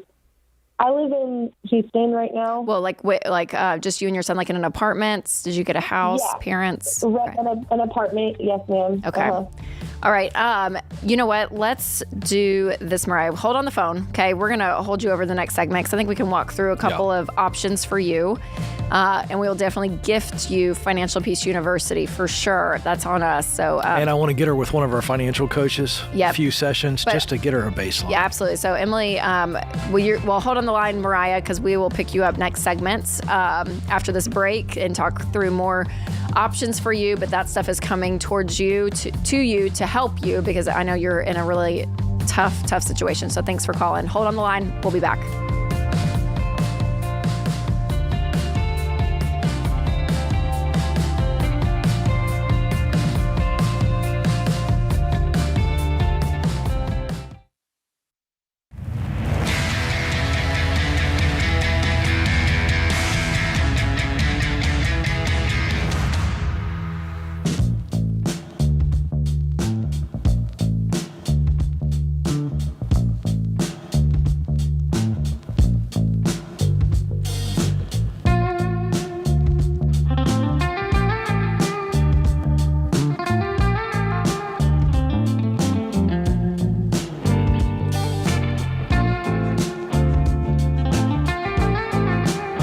Welcome back to the Ramsey Show. You know, paying off debt is smart. Investing and saving money is smart. But there's one key to winning with money that people overlook all the time, and that is protecting your finances from emergencies. And that's where insurance comes into play. Now, there are about 10 kinds of insurance coverage that you might need based on what your life looks like today. So we built a tool called the Coverage Checkup to show you which types you need to add, drop, or adjust. We'll even rank your coverage list by importance, email it to you, and then connect you with Ramsey trusted insurance providers so that you can get your plan in place fast. Seriously, this could be the most important 5 minutes that you spend today. Donald H. wrote in, and I like the way you put it. He said, for anyone who has not completed this checkup, do it now. You never know when something will happen, and you never want to leave your family in a bad situation. So visit RamseySolutions.com/checkup. That's RamseySolutions.com/checkup. And don't let an emergency sneak up on you. Protect you and your family today. All right, let's go to Mariah, back to Mariah in Houston, Texas. And Mariah was on in the segment right before this, and she is going currently through a divorce, Ken. She's been trying to budget. She can't get a grip on it, and it just seems overwhelming. Her car died out, I guess a few weeks ago, she was saying, and she really doesn't know where to begin or how to move forward. Is that accurate, Mariah? Yes. So far, okay. Yeah, and I still have the car that we both have in our names, but it's about to get taken because I can't, it costs too much. I can't afford it. So I don't know whether to use my savings to make a payment to get it off of the repo list so I can make it to court next month. All right, so we're going to jump in. We're going to ask a lot of questions right now to just get a handle on the numbers and see if we can give you a clear path forward, okay? So when you talk about the car that you guys jointly own and it's about ready to get taken, is that by the repo? So you've got all that coming your way and they've said, we're coming to get it? Yes. Okay, how much is owed in order to not get it repoed? $2,800. Okay, and how much? $2,800 is owed on the vehicle. Yes, for right now, for it to be on. No, that's just back payments, right? Okay. Yeah. So what is the car worth? When I looked it up, it was about $18,000. Okay, and you owe how much on it? Not even including the $2,800 in back payments. What's the total debt on that car? I'm scared. Don't be scared. No, we're not going to judge you. $36,795. Okay. All right. And so what is keeping you from selling that car and getting at least $18,000 for it? I'm scared. I don't know. Okay. So if your dad, you got a good relationship with your dad, you got some friends, you got some people in your life, if you called them up and said, hey, I need help. I'm just so overwhelmed right now. Help me sell this car. And you put it on Facebook Marketplace or whatever. But if you can sell that car, and you can, and let's just say you get 18 for it. Okay.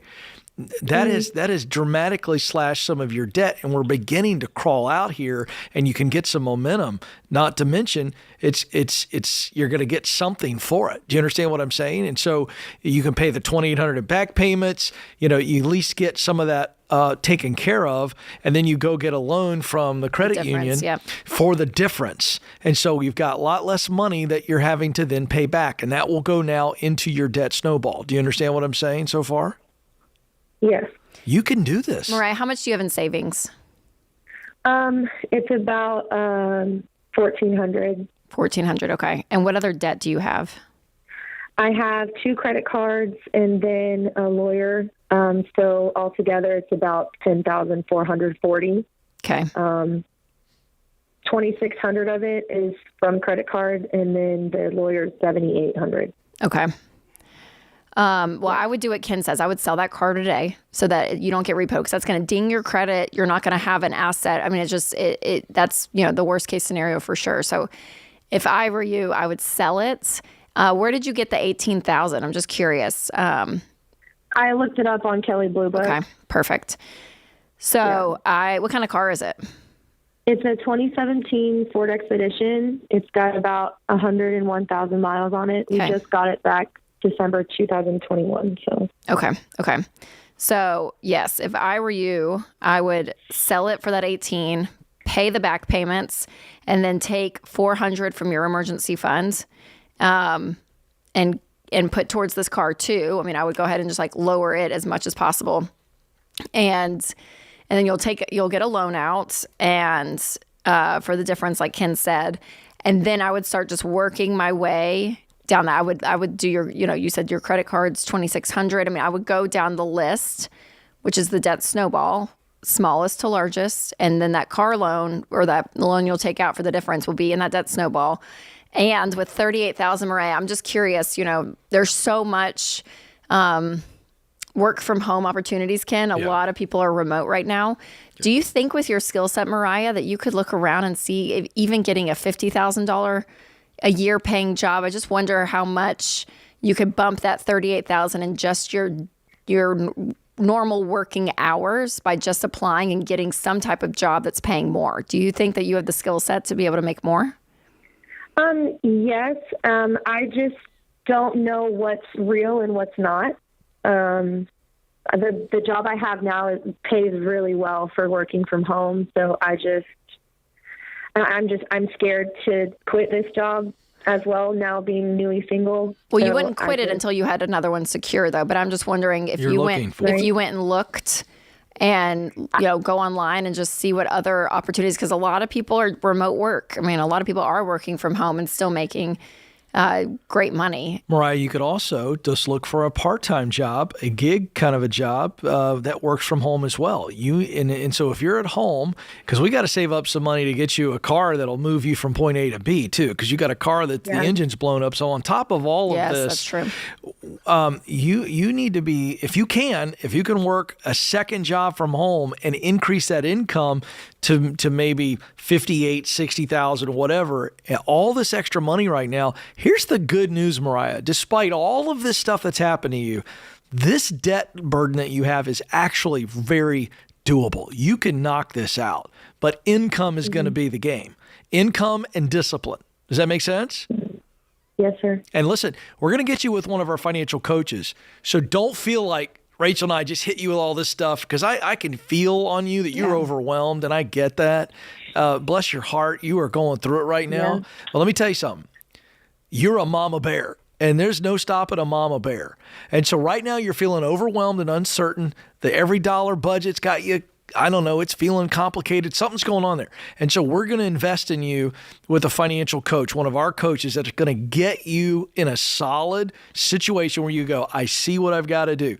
But if you will commit to this and you will do this, I'm telling you, you're going to be debt-free before you know it. And Mariah, do you have family in the area that maybe even could watch your son 2 nights a week? Yep. Well, if you had to leave and go work somewhere for 4 hours?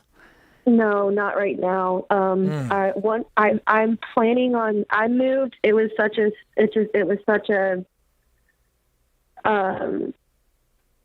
fast decision that I had to move. That I found something I could afford. My brother lives down the street, but he works so much. Okay. Yeah. No. Totally. But everything y'all said, I've already tried getting a loan. I just don't know which places to go. My credit's so low because of the expedition, and we had our house as well, which that's a whole nother day, would kick my butt on that. But it's both of us that's on it, so I don't know. Our coaches can help you. You're not alone in this, okay? You're not alone. You can do it. We'll help. And Mariah, I'm so sorry. And again, I think the fog and the stress of all this change and this heartbreak and going through a divorce is so draining. It's so exhausting. So just know good days are coming.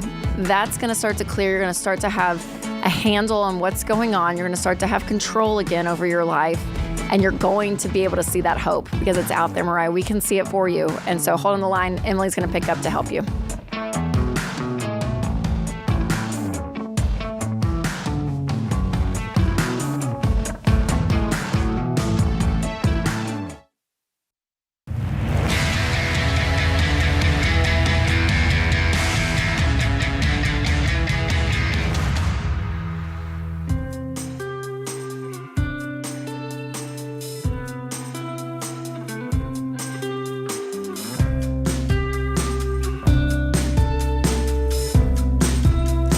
Our scripture of the day comes from Hebrews 11:3. By faith, we understand that the worlds, plural Ken, worlds, were prepared by the word of God, so that what is seen was not made out of things which are visible. Knowledge is the currency of the universe. Giorgio Tsoukalos from Ancient Aliens on the History Channel. Oh man! See, that's that picture for our viewing audience they put up there. That was for you, Ken. Yeah. That was for you. That guy, see, that people use that as evidence that maybe people have been abducted by aliens. That guy, that's where people draw these conclusions. You may have seen stuff. By the way, we have a poll going right now at Rachel Cruz on Instagram. Let's look. And I think we should report this to the viewing and listening audience. And you can vote, by the way. Okay, 30%. 37% on my side. Which is, yes, aliens are real. Sure. And then the other 63% for Ken. 63% of says, Rachel's followers are sane, and the other 37% are not. My or whatever followers don't always represent me. Yeah. Well, there you go. I'm just kidding. I'm going to do a poll on mine too later. So go I'll to be @Ken Coleman later. Oh, your audience would be like, no, of course my not. audience is stable, educated. I fully expect that. Mature. We'll see. You know, wouldn't it be funny if mine flips? That would be actually make my day. All right. Do it, Ken. Put it out to your people because I want to know. Check it out later this afternoon, this evening at Ken Coleman. I'll put up a poll. Oh, you can vote both sides, multiple votes. It feels like a Friday. I don't know how you're feeling. That's how I'm feeling. I just think that America wants to talk about these things every once in a while. We talk about life and money all the time, and it's every once in a while it's fun. How about life not here on Earth? Exactly. That should be a whole segment. We kind of made it a half a segment, as I recall. I know. Okay. It's threatening to take over another one if we don't get to the phone. We're going to go to Isaac in Oklahoma City. Isaac, prepare yourself because I'm going to ask you something real quick. No. Isaac, do you think that there's a chance that there's some other living being in the universe besides just us? I think I'm kind of on Ken's side. Oh, man. Man, this is going to be a good call. All right, Isaac. I guess we'll take your call. So glad to help a stable human being. How can I help? Yeah, thank you for taking my call. So Absolutely. My question is more along the line of career development. All right. So is there a time that could be considered as moving too fast with career development within a company? I know that you shouldn't hold back on an opportunity due to the fear of failing because you can learn a lot with that. Mm-hmm. But I'm wondering if there is a instance that could be considered as moving too fast. I certainly think so. I think that we can take things that are offered to us that we aren't ready for, and that can be a negative. Meaning, we say in life all the time, you're never ready to be a parent, you're never, and all that's true. But I do think there are times where our eyes are bigger than our belly, if you will, and we'll say yes to something because we don't want to turn it down, or someone will promote us too quickly, and we just simply weren't ready for it from an experience standpoint and skill standpoint, and that can catch you up. But be more specific because I feel like you've got a real life do you have a scenario. Situation? Yeah. So the company that I'm with right now, I've been with them for 5 years. So to give a little background, I went through a technology center, got a technical degree, it's my associate's in applied science, and worked my way up as a instrumentation technician from there. Got on with my company. I've been with them for 5 years. I worked 3 years as a technician and then was able to roll over to a new opportunity as a project I&E coordinator. Did that for 1 year and got the opportunity again to put in for another position to move as a instrumentation engineer without a actual engineering degree to be able to start working in that field. And been doing that for about 6 months now. And an opportunity has presented itself within that same career path as the leader within that company on the reliability side. So been kind of struggling on if that's something that I should put in for. I know that leadership is an area that I find fulfillment in and I enjoy doing, but I also enjoy the technical side as well. Okay. So the struggle is they're not pushing you into it and offering it to you. It's just open and you're wondering, should I throw my hat in the ring? Yes, sir. Yeah, I think it comes down to what's the long-term play for you. Leadership will always be available to someone who keeps getting promoted. That's just the nature of how we view work in America. You do well and they offer you a promotion and eventually you're getting promoted into a leadership role. But if you really like the technical aspect of this right now, I'm not sure that that I would throw my hat in the ring for this right now. If you really enjoy this and you're getting great experience, that is setting you up for something you want to do long term. So on the current ladder that you're on, this newer job within this company, is that more the line of work that you want to do long term? I think long-term, I would want to get into a leadership role and have some direct reports that I can impact on where they're going with their career development as well. But this is definitely something that interests me. I'm not sure if it's something that I'd want to do for the next 20 years. Right, but no, I get it. But you like this line of work to where if you do it now, you could lead people doing it in the future, yes? Yeah. Yes. That's what I'm getting at. I think there's no wrong answer here, but I think if you want to get some more skill and more experience in this particular, let's just call it trade or craft that you're in right now, it'll help you when you lead people that do that later on. Does that make sense? So it comes down to who do I want to lead? Where do I want to lead? And if I stay in this current role, does that set me up for that? Or do I throw my hat in the ring for this new opportunity? Which one of these sets me up best for where I want to be long-term leading? So who am I leading? Where am I leading? And I would go with the answer that is the best decision right now that sets you up for the future, knowing that neither one of these decisions is a bad decision. Wrong, yeah. Correct? Right. Yep, that makes sense. Where's your gut? Before you called us, you had a gut feeling. Yeah, so I think, like you were saying, either way, it doesn't hurt putting my name in the hat for it. That at least gets with my current leadership that I have within that company and lets them know that eventually that's where I'm wanting to go for a 5-year plan, something like that. Even if it doesn't work out, okay, at least they know the path that I'm wanting to go on. It's kind of where I was at with that. Right. Well, then I think that's a good move. Throw your hat in the ring. There's no guarantee you're going to get it, and the fallback is you're in a good spot anyway. So go for it. How old are you, Isaac? I am 30, just turned 30. Good for you. Good for you. And you've been with this career how long? So I've been in this industry for 9 years and has been with this company for 5 years. Awesome. So great. Well, congratulations, because obviously you got options. You're doing great stuff. Yeah. And you have options in that. So, yep. Trust that gut, Isaac, because that seems right. Throw your hat. I agree. Throw your name in the hat, in the ring. Throw your name in the hat and then throw the hat in the ring. Wow. I see what you did there. There's 2 steps. You know to the problem is my old man phrases confuse you, and you did your best. It's not your fault. It's my fault. What is it? It's throw your name. It's throw your hat in the ring. Is what I was saying. Yep. Mm-hmm. But I've heard the whole pick a name out of the hat. That's I think you were. I don't know where you were going. I don't know. But it worked. Man. It works. Well, and I think Isaac's a great example of.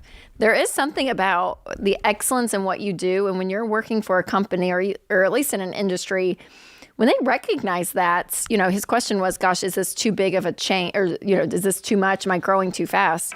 But there's also a part when you prove yourself and you do what you're supposed to do. That's kind of here at Ramsey, the attitude of like if you do your key results areas, your KRAs is what we call them, and you do them well. Naturally, you're going to get more responsibility and continue to move up. So that's a very good point. That's like catching a wave. And if you catch a wave sometimes in your professional life, and you will, you can really advance quickly. So again, it comes back to, do I think I have what it takes? Meaning, I may not have the skills yet, but I got the raw talent. And they'll train me to get the skill. And if I love the work and I enjoy the work, and I'm willing to put in the time, the effort, I'm okay failing, I'm going to learn as I fail and grow, then the answer is always yes. Yep, absolutely. It's a no-brainer, so there you go. Well, and obviously, if you get offered something, don't fake it till you make it. I hate that advice. I do too. I'm so glad you said it. That gets you burned. That gets you in big trouble too. Yeah. So make sure that it's credible. It's a very good point. It's okay to say not yet. Yes. It may feel like a no, but it's really a not yet. That's right. That's right. So great. Well, Ken, thanks for a great hour. Everyone in the booth for making the show happen. Thank you guys. And thank you, America, for listening. We're glad you tuned in. And this is The Ramsey Show. We'll be back.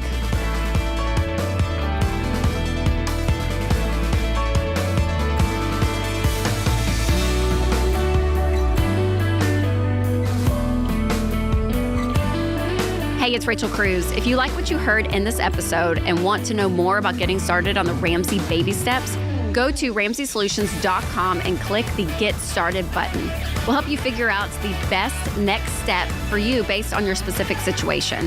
That's RamseySolutions.com and click Get Started.